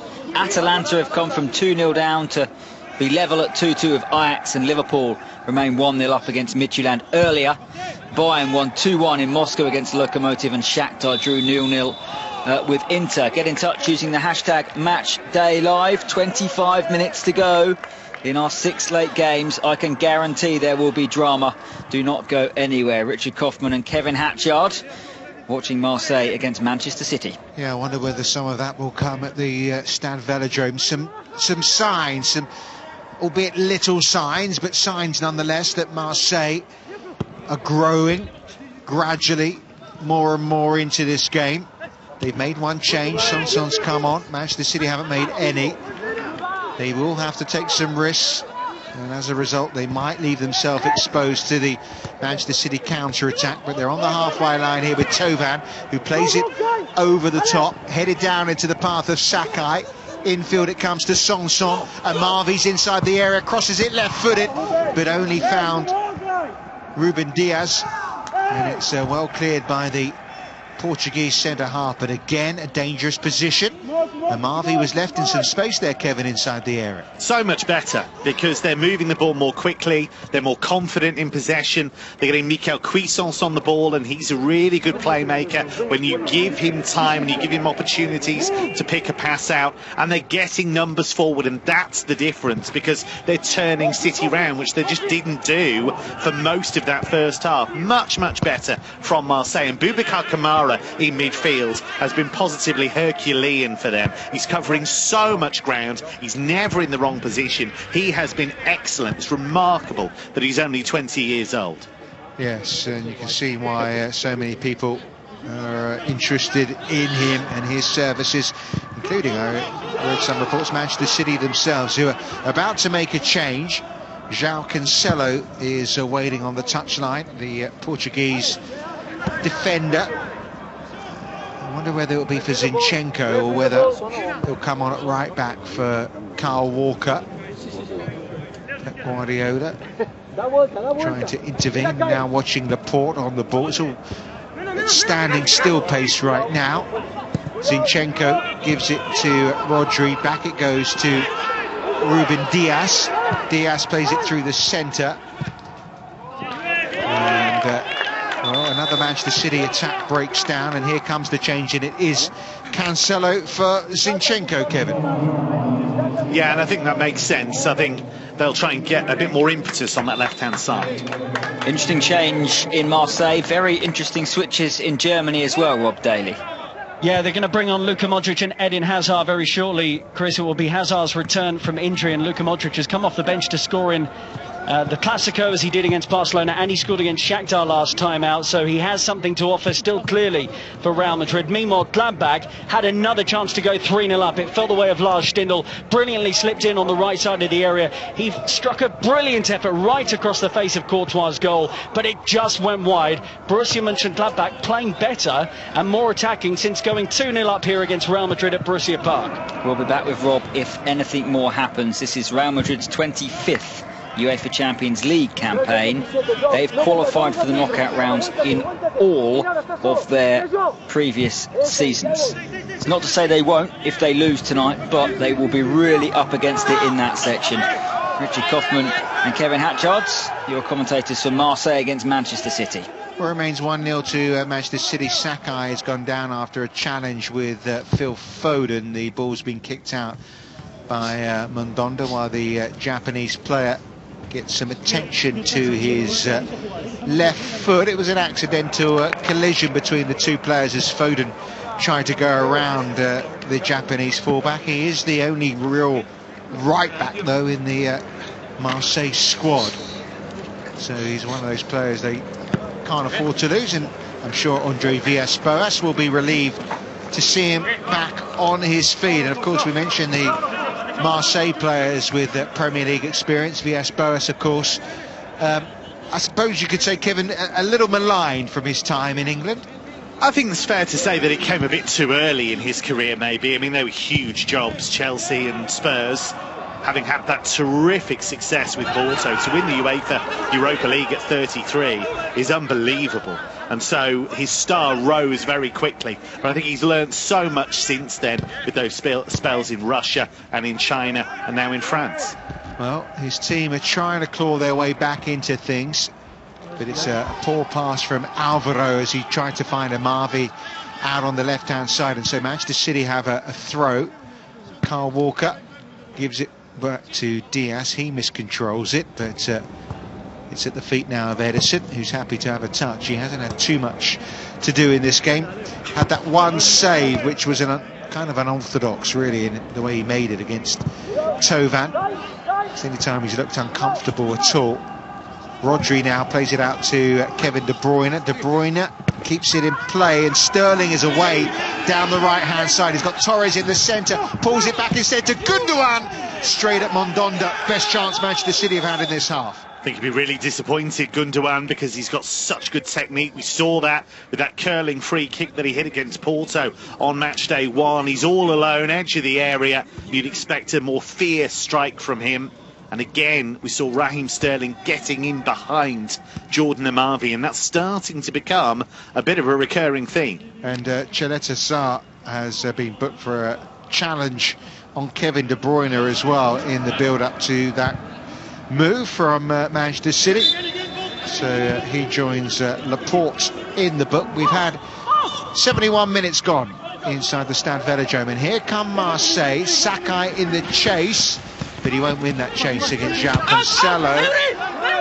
You can hear they're screaming that the ball went out of play, but I don't think it did. And now Manchester City can break De Bruyne through the centre. Can Sterling get there ahead of Mandanda? No, the veteran goalkeeper comfortably won that race in the end, and Cheleta Sarr finds his teammate Sanson, who was under pressure from Gundogan, but still managed to get it away. He gets the ball back as well. This is Radonjic. Good pace, good speed from Radonjic, but his pass was a little aimless, and as a result Manchester City can win it back. Good run, poor pass. Yeah, it was a difficult one because the skill and the burst of speed, very impressive. We didn't actually have anywhere to go because Tovan had gone to his left but had actually run in behind a City defender. So unless he was going to keep it and carry on and maybe try and bundle his way into the box, he didn't actually have any options. Well, yeah, watching the first half you wondered about the tactics of Marseille. He wondered how they're going to get back into it, but there's signs, even though Edison hasn't really been troubled, there are still those signs that they can get something out of this and avoid an 11th successive UEFA Champions League defeat. But Manchester City have the lead that was given to them in the first half from Ferran Torres. And it's Manchester City in possession with Ruben Dias. Now with Aymeric Laporte out to the left-hand side to Cancelo. Cancelo plays it infield to Rodri, and it's a little bit of keep ball here for Manchester City, not seemingly in a hurry to go anywhere too fast. Rodri allowed time to play it sideways to Laporte. Laporte plays it forward. Foden, nice ball in field to Gundogan, edge of the area, out to the left-hand side to Cancelo. Cancelo, little step over, two step overs, tries to cut in field. Sakai claiming it came back off the Portuguese, but it's a Manchester City throw level with the penalty area. There's a little bit of walking pace that from City. I think one of the big problems Marseille have at the moment is, even though they've been a bit bolder in this second half and they're getting Cuisance on the ball more, they haven't got anybody who wants to run in behind City. Thauvin keeps coming deep. There was a corner actually, and it was taken short. Lovely footwork by Cancelo, gives it back to De Bruyne. His cross is headed out by Amavi, chested out by Cancelo, and out for a throw. Marseille claiming it should be a handball. The throw is taken quickly, and Manchester City have it back on the halfway line with Walker. Forward to Dias. Dias plays it short to Foden, who's come out to the right-hand side. Foden plays it infield to Walker. Kyle Walker switches play out to the left-hand side to Ilkay Gundogan. Gundogan gives it to Cancelo, short. Back it comes to the German. He drags it back, plays it infield to Ruben Dias. Manchester City, if they could find another goal now, surely would kill the game. They look solid. They look in control, but it's still 1-0. Seemingly fragile lead. Gundogan plays it forward. Ruben Dias, who advanced very forward, couldn't make much of it. Mondonda can get it clear, but only as far as Kyle Walker, who's happy to accept the throw. And you know, there is opportunity, you feel, for Marseille, but when are we going to see Payet or Benedetto, somebody that really can threaten at the other end of the pitch? Yeah, I think that's the issue, and now is the time. Final quarter of an hour. Bearing in mind when they conceded the opener and how they looked when they conceded the opener, if you'd have offered them this scenario, still be in the game with 15 minutes to go, I think they'd have taken it. Now they have to push on. Foden crosses it left-footed, arriving is Sterling. Gundogan from inside the 6-yard box, left-footed, first time, surely kills the game now for Manchester City. They've doubled their lead through Ilkay Gundogan. Marseille 0, Manchester City 2. Yeah, it's a lovely ball down the inside left channel. Foden goes away from goal and then darts back in. Lovely cross, hung it up beautifully to the far post. Sterling actually does really well, because a lot of players would have gone for goal, but I think at the last moment he sees Gundogan back across the face of goal, and it's a very good finish from Gundogan. It looks easy, it's close in, but on that left foot puts it away well. And Marseille, having not brought somebody on to take that risk and try and get the equaliser, find themselves in a big hole. And there's going to be 3 changes here. John Stones, Lucas Bernardi coming on, as is Mahrez is coming on as well. So 3 changes being made, and it seems like that second goal has allowed Pep Guardiola to maybe rest a few legs. Yeah, you'd think they have enough to see this one through. Many of the other late games still so finely poised, and Anthony, Ajax's brilliant young Brazilian, has almost put them ahead against Atalanta.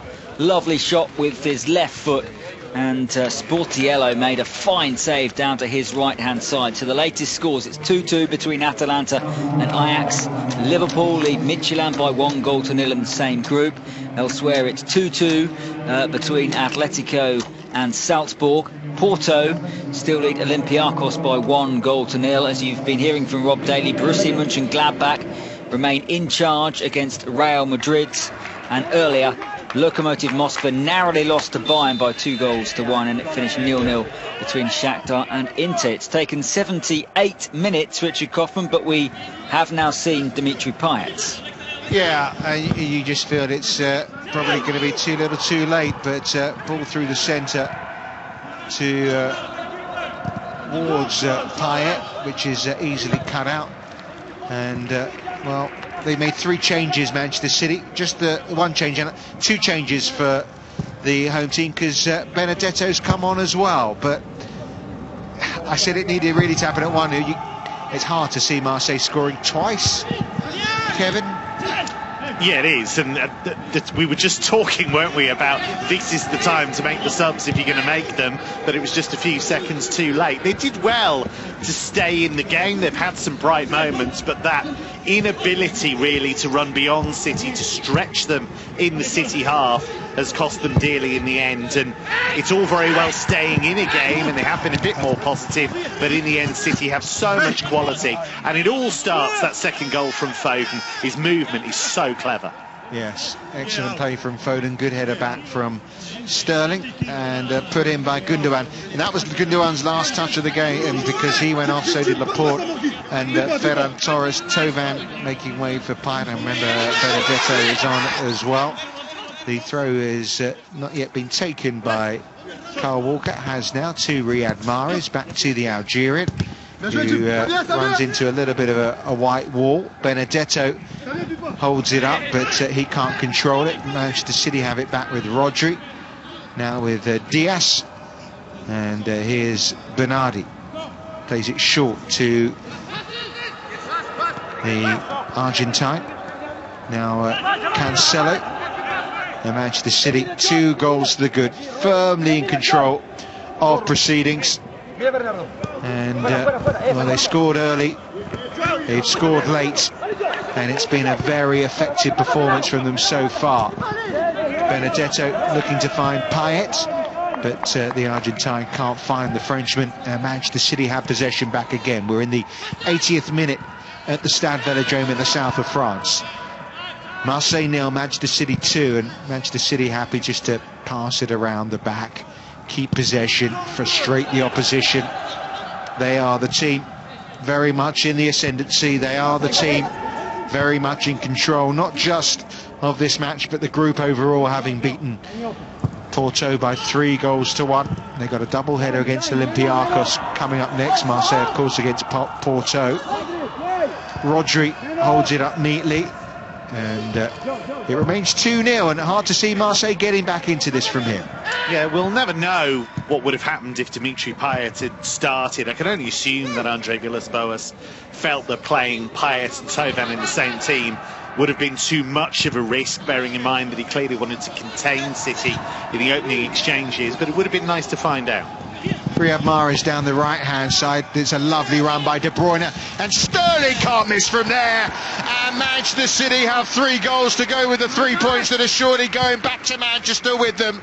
Raheem Sterling, who set up the second, now scores the third, and with just 10 minutes to go, it's Marseille 0, Manchester City 3. De Bruyne is so good here because he just races down the inside right channel. The Marseille players just don't know he's there. He runs off the back of them, and then no thoughts about anything apart from playing in Raheem Sterling. Perfect weight on the cross, and all Sterling has to do is just put that one in from close range. Fine goal.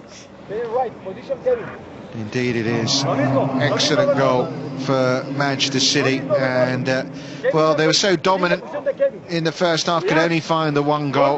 Now they've added these 2 goals in the space of 6 minutes, and there's going to be a chance for one of their youngsters to make a debut here. Cole Palmer is coming on for Kevin De Bruyne. What a big moment for him. Kevin De Bruyne gets a big hug from Pep Guardiola. Zinedine Zidane, Rob Daly might not be giving out too many of those in about 10 minutes time. No, certainly not. I mean, he has called on Modric and Hazard to try and turn things. Hazard did work a really good opportunity with Karim Benzema. Benzema by the far right-hand corner flag slipped a low ball in. Hazard snuck in away from everybody, but struck it into the side netting. He probably should have hit the target.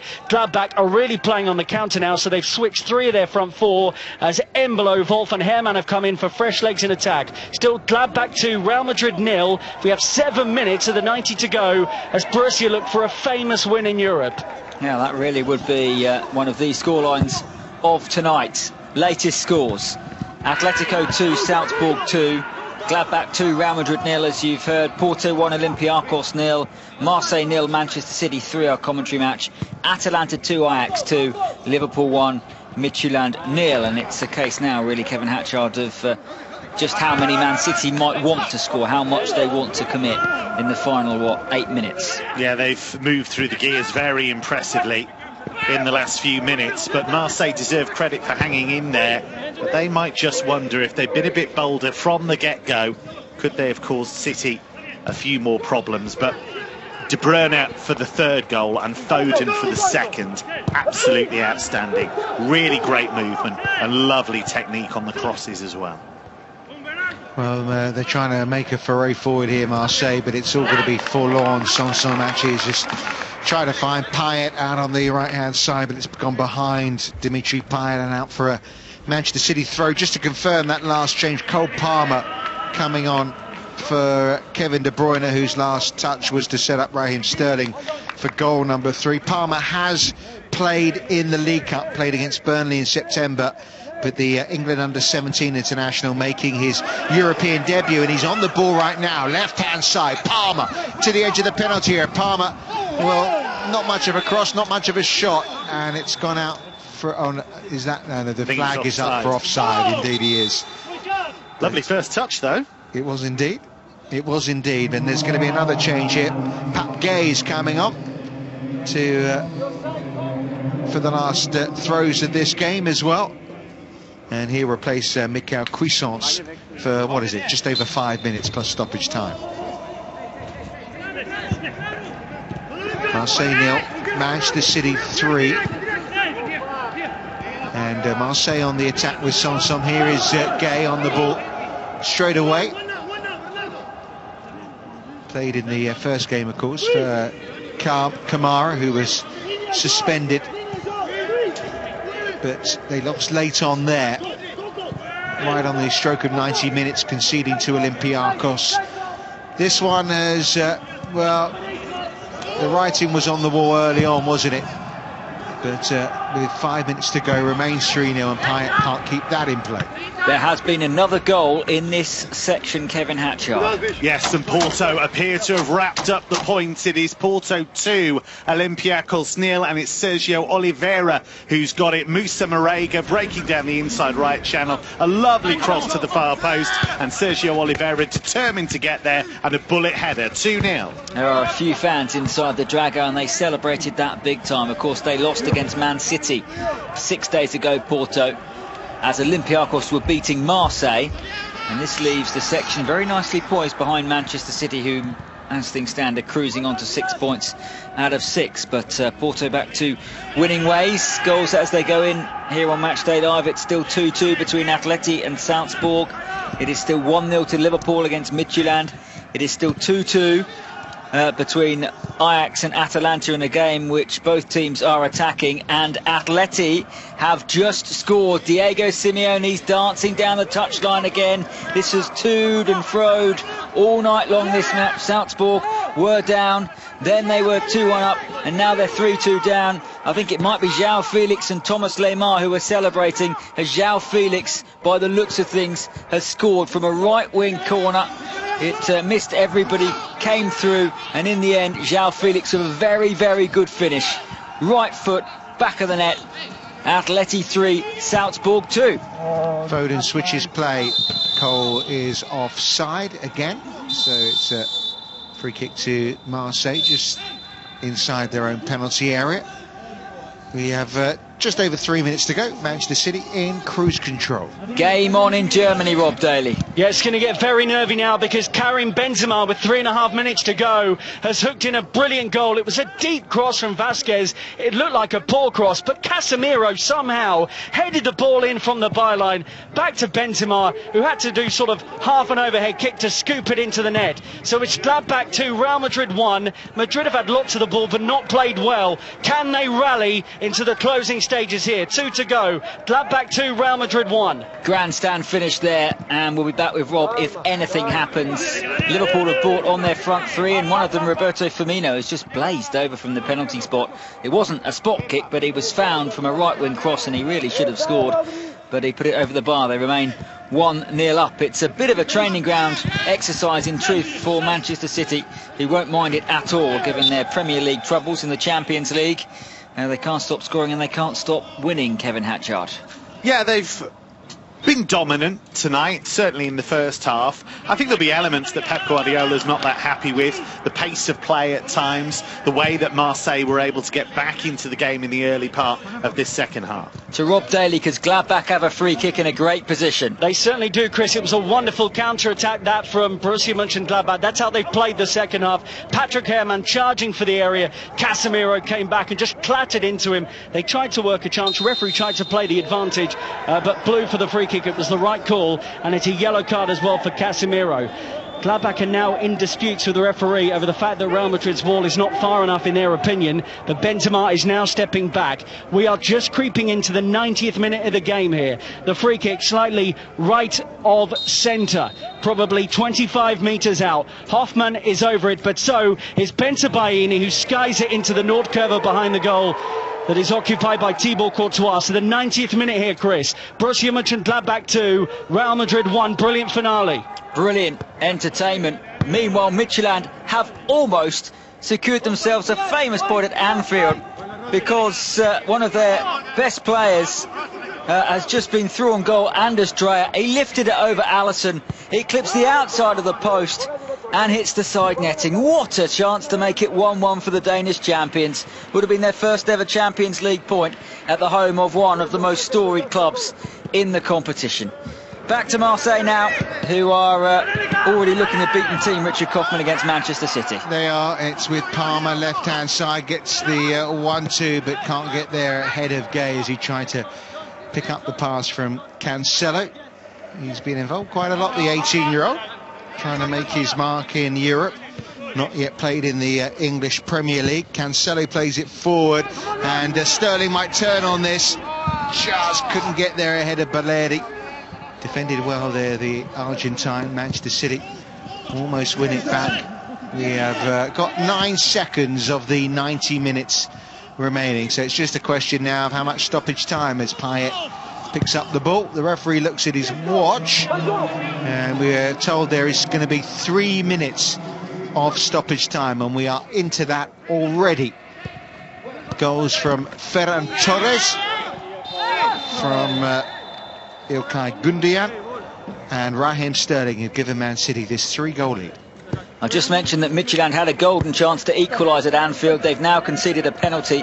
Mo Salah brought down by Paulinho, and in the first of 3 added minutes, Liverpool have the chance to make it 2, and it looks like it is going to be Salah who is going to take this spot kick in front of the empty Kop. We will break off for a moment because Marseille are on the attack, but that leads to nothing. The referee is just about to blow his whistle in a moment for Liverpool, but we shall see. To Rob Daly now in Germany. Yeah, we're into the second of 4 additional minutes. It is all Real Madrid. Sergio Ramos has been playing as a striker for about 5 minutes anyway. Luka Modric has it in the centre circle, and Real Madrid have been pumping it long, but Gladbach with another foul here. They've been doing lots of tactical fouls since going 2-0 up. This one by Embolo, 45 metres from goal. Real Madrid keep on knocking on the door. Gladbach are just about holding on. I'll stay with it here, Chris, as Rodrigo has it on the right side of the area. Vasquez will swing it in low. It's half cleared away by Gladbach, not properly. Casemiro will try and recycle it. Varane, Hazard. This is relentless from Real Madrid at the moment, but can they get a shot away? Luka Modric out to the right-hand side of the area. Vasquez will try and take on Jonas Hoffmann. Dances over it. Modric to the back post. They're waiting. They've got it! And it's scored by Casemiro! 3 minutes into added time, across to the back post, was nodded down to Casemiro, and Real Madrid have saved a point. Borussia Mönchengladbach 2, Real Madrid 2. Wow, we go where the story goes on UEFA Champions League Matchday Live, and Real Madrid has salvaged themselves. Mo Salah scored the penalty, so Liverpool are going to make it 2 wins from 2 because they're 2-0 up against Midtjylland. Richard Kaufmann watching Marseille Manchester City. You haven't quite had the drama this evening, But City are holding on as we go towards the last 30 seconds of that match. Indeed we do, and it's Manchester City as they have been in control right now, in possession. Bernardi cushions a pass to Walker, who tried to slide it down to Sterling, cut out by Amavi. But disappointment for Marseille on their return at home in the UEFA Champions League. It's going to be 11 successive defeats in this competition for them.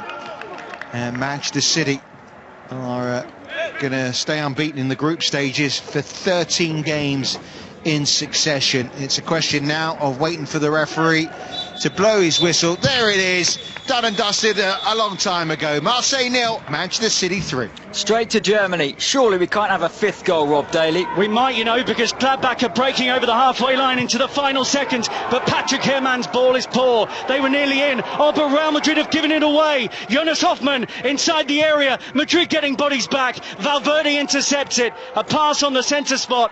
Oh, and that's the full-time whistle. What a game, what a game at Borussia Park. Real Madrid somehow have come back to get themselves a point. A much-needed point in Group B. 2 goals from Marcus Thuram look set to give Gladbach the win. But Real Madrid struck in the 87th and the 3rd minute of added time through Benzema and then Casemiro. Very similar goals for Real Madrid have helped them salvage it. A cross into the area, a knockdown and a smash in from close range. But Gladbach look absolutely gutted out there. They were brilliant. Full-time, Borussia Park, Borussia Mönchengladbach 2, Real Madrid 2. And how crucial might that goal be for Real Madrid? If you want late drama, head to Borussia Mönchengladbach this season in the Champions League. 2-2 there, and Kevin Hatchard, a bit of deja vu. Last season, Real Madrid were beaten on match day 1 against Paris Saint-Germain. This season they lost last week. Of course against Shakhtar, and then on match day 2 Real Madrid were 2-0 down against Club Brugge a year ago and fought back to draw, and tonight they fought back from 2-0 down against Borussia Mönchengladbach. That is potentially a massive equaliser, because they were staring at 0 points from 2 matches ahead of back-to-back games against Inter. Well, what it tells you, Chris, is that that's 2 group stages in a row where they're really struggling, and even though they came through last season and were beaten by Manchester City in the end, it wasn't as comfortable as they would have liked it to have been. And you look at the win in El Clasico at the weekend, and yeah, that was a great result, but were they at their best? No, and they were obviously nowhere near their best against Shakhtar. But Sergio Ramos is almost superhuman, because again it's him making the difference. Again it's him winning that header when the game's on the line and finding Casemiro. Where would they be without him? Because time and time again it's him who's stepping up and dragging them out of trouble. So for Gladbach, it's a real sickener, because it's happened to them 2 weeks running now. Yeah. But what that tells you is this is a great team which is getting better all the time under Marco Rosa, but they don't have experience at this level, either individually for most of them or as a unit, and that brings a certain naivety, and that's what we've seen 2 games running now. Group B is going to be a brilliant watch and listen all the way through this group stage. Okay, these are the 8 results from another action-packed Champions League night. In Group A, the early game, one of the 2 early games, Lokomotiv 1, Bayern 2, and then it finished Atletico 3, Salzburg 2. What a match that was. Group B, the other early match, Shakhtar 0, Inter 0, and as you just heard, Borussia Mönchengladbach 2, Real Madrid 2. In Group C, Marseille 0, Manchester City 3, and Porto 2, Olympiacos 0. And in Group D, it finished Atalanta 2, Ajax 2, and Liverpool 2, Midtjylland 0. Richard Kaufmann was your commentator for our main game, Marseille against Manchester City. We dipped out of it at the end to bring you the drama across Europe, but Pep Guardiola will be very happy, not having everything his own way domestically, but in Europe they've started very, very well. Yeah, he'll be happy there was a lack of drama, if you like, at the Stade Velodrome, because right from the first whistle, even though they weren't brilliant Manchester City, they were dominant and very much on top. They had an early lead that was obviously, I wouldn't quite say handed to them, but it certainly had a helping hand in Rongier in the way that it fell into Kevin De Bruyne and then put away by Ferran Torres. The game seemed a little bit in the balance. Not that Ederson was really a busy man. In fact, he wasn't busy at all, really. There was only 2 shots on target the whole match from Marseille. But at 1-0, you thought maybe if they can bring on Payet and Benedetto, that maybe they can push forward and threaten Manchester City. But just as we thought, the game was getting into that last bit of the game, well, Manchester City just turned the screw a little bit. Close finishes from Gundogan and then from Raheem Sterling. And 3-0 is pretty reflective of what we saw, really. Manchester City very much in control and Marseille second best. Kevin Hatchard was watching alongside yourself, Richard Kaufman. Kevin De Bruyne, particularly in the first half, he was absolutely everywhere. And again, is he showing that, he is Manchester City's most important player, right? Oh, I think he's the best player in the Premier League. I think that's the first thing. The guy, his movement is relentless. There was a spell where City had the ball, and I watched his movement for about 2 minutes, just him. And he was constantly moving from the right wing to the left wing, in between the lines, in between where Marseille had stationed their midfield and where they put the back 3. And he was always making himself available for the ball carrier to give him possession. When he has the ball, the weight of pass is so good. The cross for Sterling, excellent. The way he picked out Ferran Torres for the first goal. And it's almost effortless. You think of a player like that, well, it must be lung-busting runs all the time. But he's so intelligent. It's just constant movement, but it's so controlled. He's always in control of himself. He's so disciplined, but he has such a picture of what's around him. He is a magnificent player to watch. Richard, did you expect Marseille, we spoke about this at half-time, did you expect them to try and attack City more, given the defensive vulnerability that Pep Guardiola's team have not just had this season, but have had, well, for probably 6 months or so? Listen, hindsight's a wonderful thing. I just don't feel that Marseille will take anything particularly out of this game. They lost their first match, obviously very late on, and they'd have been very upset to have done so. Of course, they're up against what is really the strongest team in this group in Manchester City. They had nothing to lose, yet it was very defensive, it was very conservative, and at no point did they really look like scoring against Manchester City. And I feel like they've not missed a trick, because they could have played it another way and probably could have lost by 3-0 anyway, but at least they could have done it thinking they've given it a go. I don't think they if Marseille fans obviously have been either listening to us here on Matchday Live or watching on TV, I don't think they would have taken anything out of that game, and I don't think they would have been very pleased with what they saw, even if their team is not very experienced at this level. Now they've got 2 matches coming up against Porto, home and away. They've obviously really got to win both of those, or at least get 4 points to have any chance in this group. I feel like they didn't really give enough tonight. I think what Marseille fans will be sad about is that the tone was set by the first 20 minutes. And it was a team, to me, that was getting to grips with a formation they don't usually play. And a really hot start from City, because City was zipping the ball around, the movement was good, and Marseille were hustled and harried and were finding it difficult. And you could see, with the concession of the first goal, Rongier has had so much to deal with mentally in the opening exchanges of the game. He's frazzled already, and we've only had about 18 minutes, and then he makes the kind of mistake he wouldn't normally make in Liga, and then they're on the back foot. I actually thought they got a grip of it in the second half, or a bit better. They got Cuisance on the ball a bit more. But the key for me are 3 decisions that Andre Villas-Boas has made. The first is to select a back 3. The second is to not select Dimitri Payet, and Payet's not in great form, and he said that publicly, so I understand that to an extent. And Benedetto's not in great form either, so I understand that. But the decision not to select either one of those meant you had no real threat in the City half, and no real way, therefore, of turning them around. And as Richard says, exposing the flaws that we have seen week in, week out in the Premier League. Yeah, so very good night for Manchester City. Loads more reaction coming up to that game over the next 30 minutes or so. We are going to review the entire evening, and what a Tuesday it has been here on UEFA Champions League Match Day Live.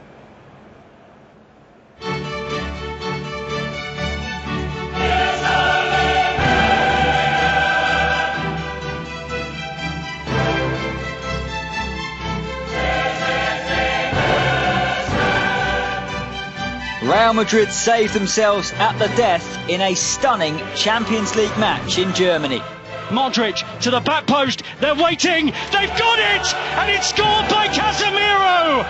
3 minutes into added time, and Real Madrid have saved a point.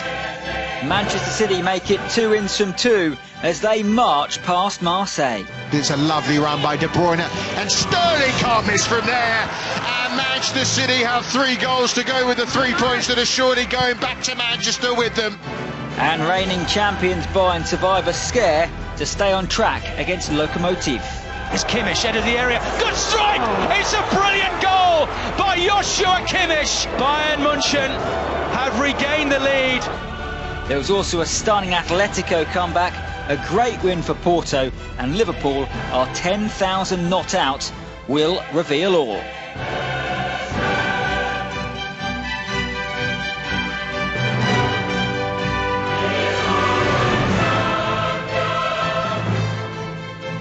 Welcome along, I'm Chris Parrott, and we're going to be looking back on another brilliant night of action on match day 2. Night 3 of the competition did not disappoint. Joining me are commentators Richard Kaufman and Rob Daly. Hello gents, and also the European football expert Kevin Hatchard. Kevin, the shocks, the surprises and the late drama just keeps on coming. I love this competition. So much drama everywhere you look. Late goals, stories changing from second to second, and so many interesting matchups.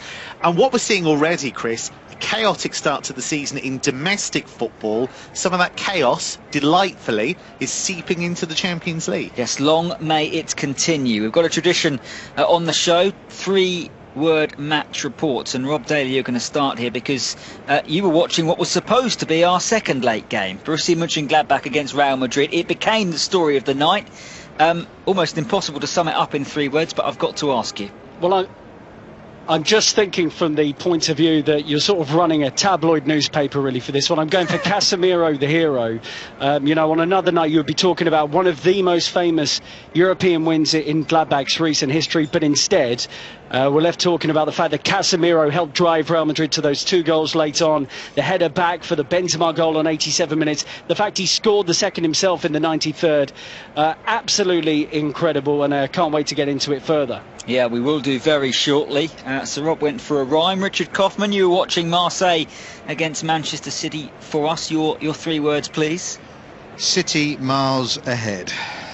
Very nice. Look at that. Yeah, simple to the point, and they were really, they were far superior than the French opponents this evening in the Stade Velodrome, and 3-0 pretty reflective of what we saw. You sounded almost as relaxed saying that as Pep Guardiola did for most of the night at the Stade Velodrome. OK, let's start our look back with Real Madrid. They were, of course, looking to bounce back after that shock defeat to Shakhtar on match day 1. They took on Borussia Mönchengladbach in Germany. It didn't quite go according to plan. Gladbach are in here though, and they've scored against the run of play. Absolutely incredible. Marcus Thuram has smashed it into the roof of the net. This has come out of nowhere. Overcooked that pass, but it's into player. Good save. Thuram's tucked it in. The flag has stayed down, and Borussia Mönchengladbach have scored again. It's Marcus Thuram again. And 13 minutes into the second half, it's Borussia Mönchengladbach 2, Real Madrid 0. Absolutely incredible. It's nodded back, and Benzema has hooked it into the net. And with 3.5 minutes to go, Real Madrid have got a big lifeline through their number 9, Karim Benzema. Modric to the back post, they're waiting, they've got it, and it's scored by Casemiro. 3 minutes into added time, and Real Madrid have saved a point. And how big might that late goal be? Rob joins us now. A year ago, Real Madrid were beaten in their opening match like they were this season. A year ago they were 2-0 down in their second group game and they came back from 2-0 down, and that was the turning point and they went through. We won't know tonight, of course, whether it's the turning point again in 2020, but they were staring at a seriously big mountain to climb had they lost that game, Rob. Yeah, it was looking to be a famous night for Borussia Mönchengladbach. Real Madrid dominated the play for much of it without really hurting Borussia too much. They had lots of possession. They had some chances before the opening goal through Karim Benzema and Toni Kroos, who tested Jan Sommer. Then out of nowhere, with essentially their first attack, Gladbach scored. Lovely intricate play between player and Hoffman to carve out the chance for Thuram, who smashed it in the net. He was saying before this game, you know, when I played against Inter on match day 1, it fulfilled a dream to play in the Champions League. It looked like it was going to be an unbelievable night for him when he tucked in the second after player's effort was saved by Courtois. But Real Madrid are Real Madrid, and they did have that experience. They had Hazard, they had Modric come onto the pitch, and the pair of them, Modric directly involved in the equalising goal, just suddenly got Real Madrid in possession and further up the pitch. Gladbach sat back so deep, invited that pressure, and both goals in truth from Real Madrid, crosses to the back post, nodded down, finished by someone, were very, very similar. Rob, the UEFA Champions League demands a brutally high level of concentration. And as well as Borussia Mönchengladbach have done on the first 2 match days, first against Inter in Milan and then against Real in this game, they have been done, as you say, on 2 far post headers late in the game against Real. I don't think they'll be happy about the goal they gave away late on to Romelu Lukaku against Inter either. And you cannot make those mistakes at this level, and they're collecting the what might have been moments already. They're learning the hard way. It should be 6 points instead of 2, will be the mindset of Marco Rosa, their brilliant young head coach. They conceded that late goal to Lukaku, as you said, 2-2 draws that have come about in very similar circumstances. I think almost more than the fact they conceded those 2 late goals and the nature of them, because Real Madrid were relentless and they do have that quality. Benzema's overhead kick was exceptional after brilliant work from Casemiro. By the way, on the replay of that first goal for Real Madrid, you see Valverde swing that cross to the back post, put his head in his hands and go, oh no, I've overhit that. And then suddenly Casemiro and Benzema save it. What they will look back to, and I'm sure what will keep Alassane Plea awake for a little bit longer tonight, is the fact he was one-on-one with Thibaut Courtois at 2-0, and rather than just slotting it past the Belgian keeper, he sort of struck it at him. It was a really good save from Courtois, and Gladbach had chances to kill that game off, having in truth created little before making it 2-0. You know, I was thinking as it was 2-0, it is such a shame Borussia Park is not full tonight. This green glowing spaceship on the edge of the city centre with a booming Nord curve at the north stands where the diehards find themselves on a match day, but maybe some of them will be glad they're not having to trudge away with what feels like a defeat. You know, the Gladbach players out there look absolutely shell-shocked.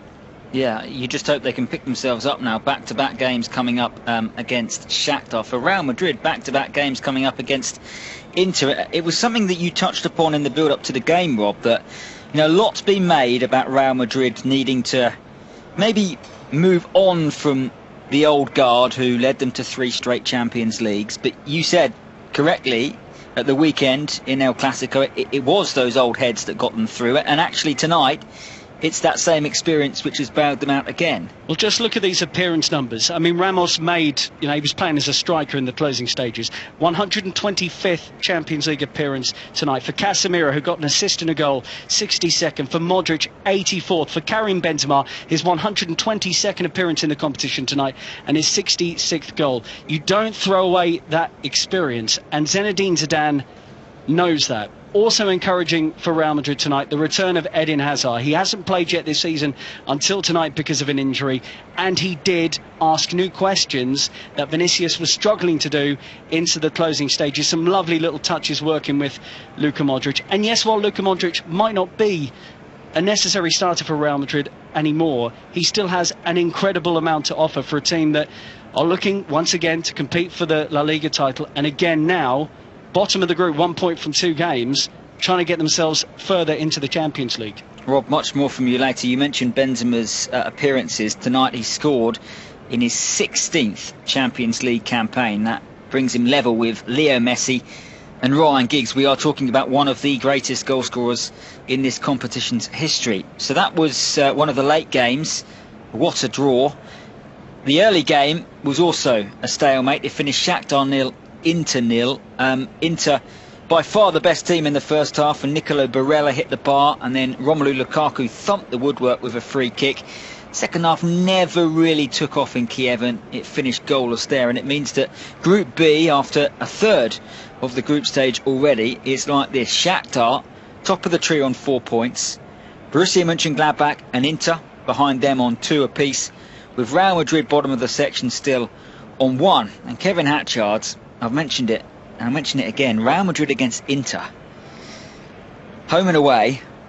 Wow, they are 2 enormous games for 2 of the biggest clubs in this competition. Fantastic games, fantastic stories still to be written, because these teams that have immense quality, you can't doubt that, but they both have flaws, and we've seen that in the early part of the campaign. Wonderful goal scorers, Romelu Lukaku on one side, Karim Benzema on the other. I can't wait already. They're going to be absolutely brilliant games, and they mean so much. You would have thought, oh well, this will be about who finishes top.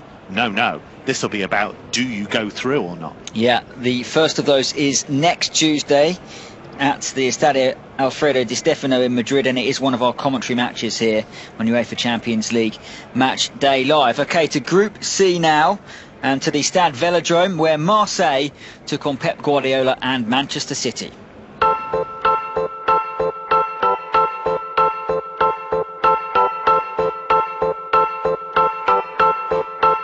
That's a mistake, and it's given straight into the path of De Bruyne. He side foots it to Torres, and he pokes it into the back of the net. Mistake at the back from Marseille, and Manchester City have the lead. Their dominance in these early stages has so deserved. Foden crosses it left-footed, arriving is Sterling. Gundogan from inside the 6-yard box, left-footed, first time, surely kills the game now for Manchester City. It's a lovely run by De Bruyne, and Sterling can't miss from there. And Manchester City have 3 goals to go with the 3 points that are surely going back to Manchester with them.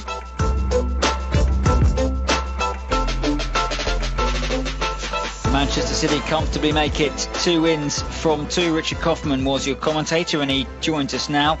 Was it too much of a surprise? I think it's now 11 defeats in a row for Marseille in the group stage, and City really, at this stage of the competition anyway, we've seen over the last 2 or 3 years, are pretty much unbeatable.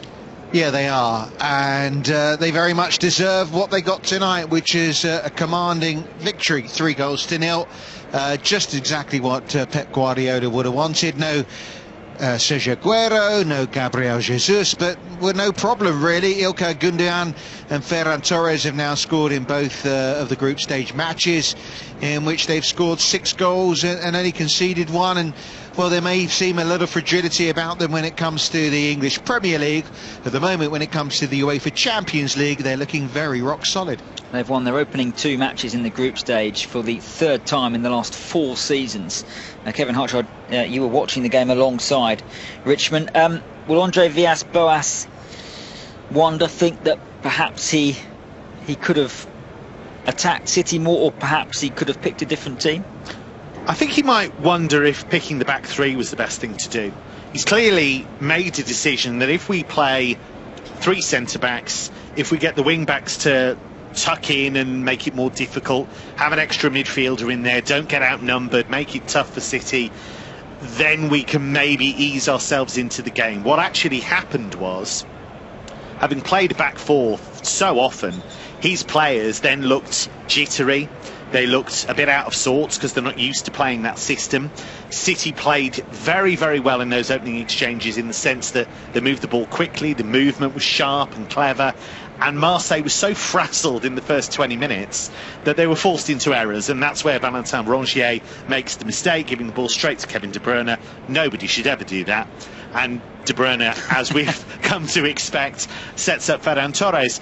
They did then move 15-20 metres up the pitch, try to engage them, but even then, because he hadn't picked Dimitri Payet, because he hadn't picked Dario Benedetto, he didn't have that oomph in attack. It was all a bit reliant on Florian Thauvin to do something special, and yes, he hit the post, but they never really exposed the flaws in this City team.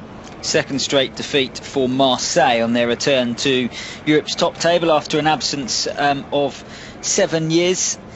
You mentioned it, Richard. No Sergio Aguero, we don't know for how long. No Gabriel Jesus. If City next week in the Champions League and in the Premier League have to play with a false nine, how did they look tonight, and which player is most likely to play it, because they're so fluid in the final third? Yeah, Torres played it tonight on the whole. My personal opinion is I think Raheem Sterling is probably the most dynamic of those players that could play in the front three, and we know Kevin De Bruyne has played there, and don't forget Phil Foden has also played there. So even though these out-and-out strikers are missing, there are these false number nines, these attacking potential there for Pep Guardiola.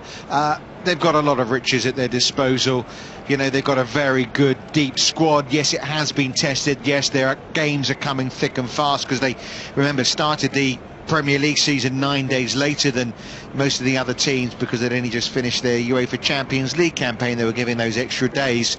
So, Manchester City are in a very strong position now, the rest of the group, and I think that he can pick a team for the matches coming up against Olympiacos, that maybe he can rotate things a little bit if he requires, and hopes obviously that those players that are out, I know Ake will be back shortly, that he can actually mix things up a little bit. They're in a really strong position now in this group. They certainly are. The opposite can be said for Olympique de Marseille, and we can hear from their manager now, Andre Villas-Boas. I think it was difficult when we got the 2-0, because we were growing a little bit in the game, and we take the 2-0, and that was a hard thing for us. So we were never able after to get the reaction at 2-0, and we suffered the 3-0. First half we came in a little bit nervous, lost a little bit of balls. This gave them the first goal. Second half a little bit better. We have a few more control of the ball, a few more chances. Not a lot. But when we were ready to make changes, introduce some changes in the game, we take the 2-0. And, with all the fatigue that was running in our team, we weren't able to come back from that. So Marseille 0, Manchester City 3. Andre Villas-Boas' former club, a long time ago now, Porto. Kevin Hatchard were winners in the same section against Olympiacos, and a very important success, given Olympiacos had won on match day 1 and Porto had been beaten at City. Yeah, it was a really important win, and they got a great start, because the captain of Olympiacos, Andreas Boukalakis, had a nightmare moment when he gave up possession just outside his own penalty area. That was seized upon. A low ball into the penalty area was only half cleared by Jan Villa, and then a lovely moment then for Fabio Vieira. His first goal in the Champions League, just 20, drilled it into the net. It was a wonderful finish. And then the game was quite tight, really. Olympiacos had some moments. El Arabi had a header straight at the goalkeeper. But Porto were growing and growing and growing, and then eventually got their second goal. Moussa Marega, who I thought was a threat all evening. Lovely cross to the far post, and there was Sergio Oliveira with a bullet header. So Porto, I think, deserved the win in the end, and they're right back in it. They are group stage regulars, Porto. Not many have ever played in the competition more than the Portuguese giants. This is Group C then, after 2 matches. Manchester City, 6 points out of 6. Porto and Olympiacos both on 3. Marseille at the bottom of the pile at the moment. A long way to go, of course, with 0 points. To Group A next, and the defending champions Bayern were in Russia. They took on Lokomotiv in one of the 2 early kickoffs, and it wasn't as straightforward as many thought. Clipped in towards the far post on this near side. Pavel back in early and headed down low at the near post by Leon Goretzka. And Bayern have taken the lead after 13 minutes in Moscow. Here come Lokomotiv into the penalty area. They've scored! Lokomotiv have equalised, and it's Anton Miranchuk with the finish. Bayern completely opened up at the back, to the delight of the home fans. It's Kimmich, head of the area. Good strike! It's a brilliant goal by Joshua Kimmich. turning on the D, and then lancing it into the far corner. Bayern München have regained the lead. So Bayern victorious again in the competition, and I think I'm right in saying that's 13 straight victories in the Champions League. And for Hansi Flick, I mean, he can do no wrong, Kevin Hatchard. I know you watch a lot of the Bundesliga and you were keeping an eye on that game, and of all of those 13 victories, I can't think of many where Bayern were pushed as close and as hard as Lokomotiv did. It was a great effort from Lokomotiv. You have to give them immense credit for the way that they managed to push the champions in that way, but it's an old cliche, but it's because it's true. Champions find a way to win, and I've seen this a few times now with Bayern already. I did a game where they were playing Hertha Berlin, and Hertha played really well. It was 3-3 going into the final stages. Robert Lewandowski won a penalty, scored a penalty, and just those little moments of quality, those little moments of experience. Joshua Kimmich has become such an important player for them, for Germany. He plays with this incredible intensity, but he has great technique as well, like we saw for the goal. I must admit, I wondered when he got moved by Hansi Flick permanently from right back to central midfield, I thought Bayern might lose something. I thought, okay, well, it'll be interesting to see how he does in midfield, because he's such a good right back. He's an even better central midfielder now, because he dictates the play. He has wonderful technique, whether it's crosses, shots, passes. He knows where to be. He's like a little lieutenant on the field for Flick. Yeah. And he has become, through sheer force of will, a hugely important player in the Champions League. And you can see just why Bayern, many I think were a little surprised that they let Thiago go, but that is the midfield too, right? Ideally it's Kimmich and it's Leon Goretzka, who was excellent again. He scored. Zé Luis, though, might not be sleeping too well tonight, because there was a chance. He was through on goal at 1-1. All he had to do was square it, and he shot himself, and it didn't. It was never going to trouble Manuel Neuer. That was the moment for Lokomotiv maybe to pull off a famous victory in Group A. The other match was an absolute thriller between Atletico and Salzburg. Atletico, having been beaten heavily by Bayern, of course, on match day one, won the game by 3-2. It really could have gone either way. Marcos Llorente put them ahead. Then Szoboszlai and an own goal from Felipe had Salzburg 2-1 up, before João Felix, one of the most expensive players ever, came up with two vital goals, and Atletico, from 2-1 down, won the game by 3-2. We can hear from Salzburg's Rasmus Christensen now, who's been speaking about the positives he believes his side can take from the defeat. Yeah, for sure. I mean, we're a young team. I mean, we showed also last season that we belong in this tournament. I think we showed that again here tonight against a great team from the second seeding level. So I think we've proven every single round that we belong, and now we have Bayern at home next week, which is also a huge game for us, and we just have to go out there and play Red Bull Salzburg football like we are doing. And I think, yeah, for sure, I mean, like, for me, it's the best team in the world at the moment, so we're looking forward to this game, of course. And yeah, we have to go home to Salzburg and prepare for the game in the weekend, and then look forward. There's a lovely, I'm not going to say innocence, but carefree attitude about Salzburg this season, the same as last season when they went to Liverpool, I remember, and really went toe-to-toe. And again with Atletico tonight, who we think is this incredibly well-drilled defensive unit. They've now conceded 6 goals in 2 Champions League games, even if they won. And they've now gone 4 games in La Liga without conceding at all. Yeah. So a really strange kind of mix of results there. This was absolutely huge for Atletico. And you've mentioned it already, Chris. João Felix, when he went to Atletico Madrid, went for huge money. We know that. We know he hasn't been in his best overall. I felt he needed a moment as an Atletico Madrid player. I think he's had that moment now. Yes, it's a close range finish for the winner, but the technique to trust himself to hit that volley, there aren't that many players that could put that away in the way he did. He'd already had a scissor kick that had hit the bar, so we saw a glimpse of the talent there. But I think he's a guy, if you look at his short career, It's about confidence and it's about comfort. He needs to feel comfortable in his surroundings. He has the belief of Diego Simeone, his coach. We know Simeone will push him. I think playing alongside Luis Suarez is going to be massive for him going forward. I think that's a huge moment for him and a massive moment for Atleti. So Group A, after 2 matches, Bayern top with 6 points, no surprise really. Atletico on 3, Lokomotiv and Salzburg both have 1 point. Heading into next week, of course, all these teams are back in action next Tuesday as well. To Group D, 2 really interesting matches. This was always going to have goals. It finished Atalanta 2, Ajax 2. Ajax stormed into a 2-goal advantage and must have thought that they were on for their first victory in this season's group stage. Dusan Tadic put them ahead from the penalty spot, and Lassina Traore then made it 2. But Duvan Zapata in the second half scored 2 really good goals, and despite both teams then going for it, because that's the only way they know, Kevin Hatchard, neither could find a winner. Finished 2-2 there. A better result most definitely for Atalanta than it is for Ajax. Is there ever going to be an Atalanta game again that's got fewer than 4 goals in it? I don't think so. It's amazing.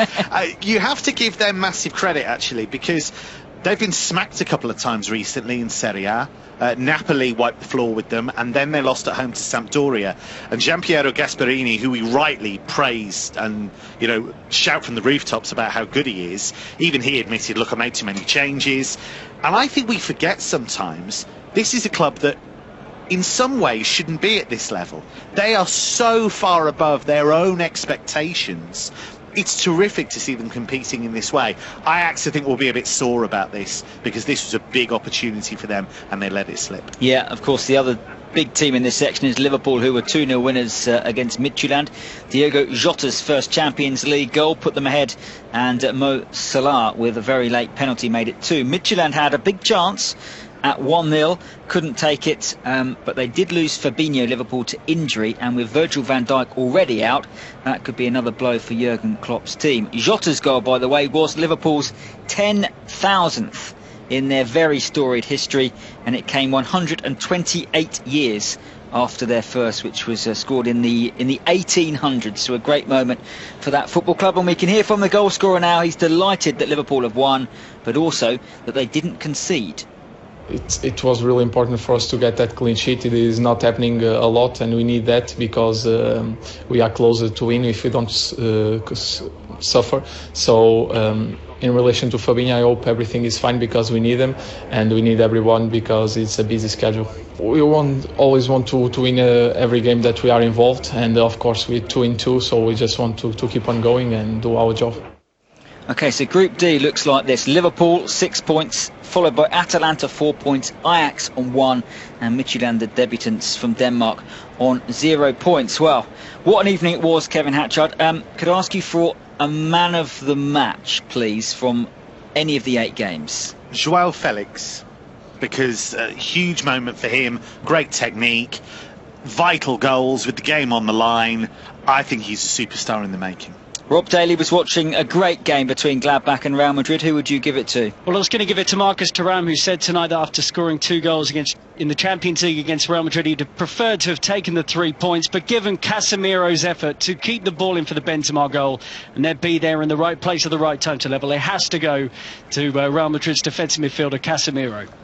Another big moment for him, and he's had a few in the Champions League. Richard Kaufman watching Marseille against Manchester City. Well, I'll give my man of the match to Phil Foden. Great energy, involved very much in the second and killer goal. And to echo what Kevin was saying earlier about another player, a star of the future. Well, we saw plenty shine on Tuesday night. Another brilliant evening of action in the world's greatest club competition, and we are back on Wednesday from 6:30 p.m. CET. Another huge evening, live commentary on Istanbul Başakşehir against Paris Saint-Germain in the early kickoff, followed by Juventus against Barcelona. We still don't know whether Ronaldo is going to play in that match. Lionel Messi certainly will. Also have extended updates on Manchester United against Leipzig and the goals as they go in from every other match. What an evening Tuesday was, though. And for now, from me, Chris Parrott, and the rest of the UEFA Champions League Matchday Live team, it is a very good night. You've been listening to UEFA Champions League Matchday Live.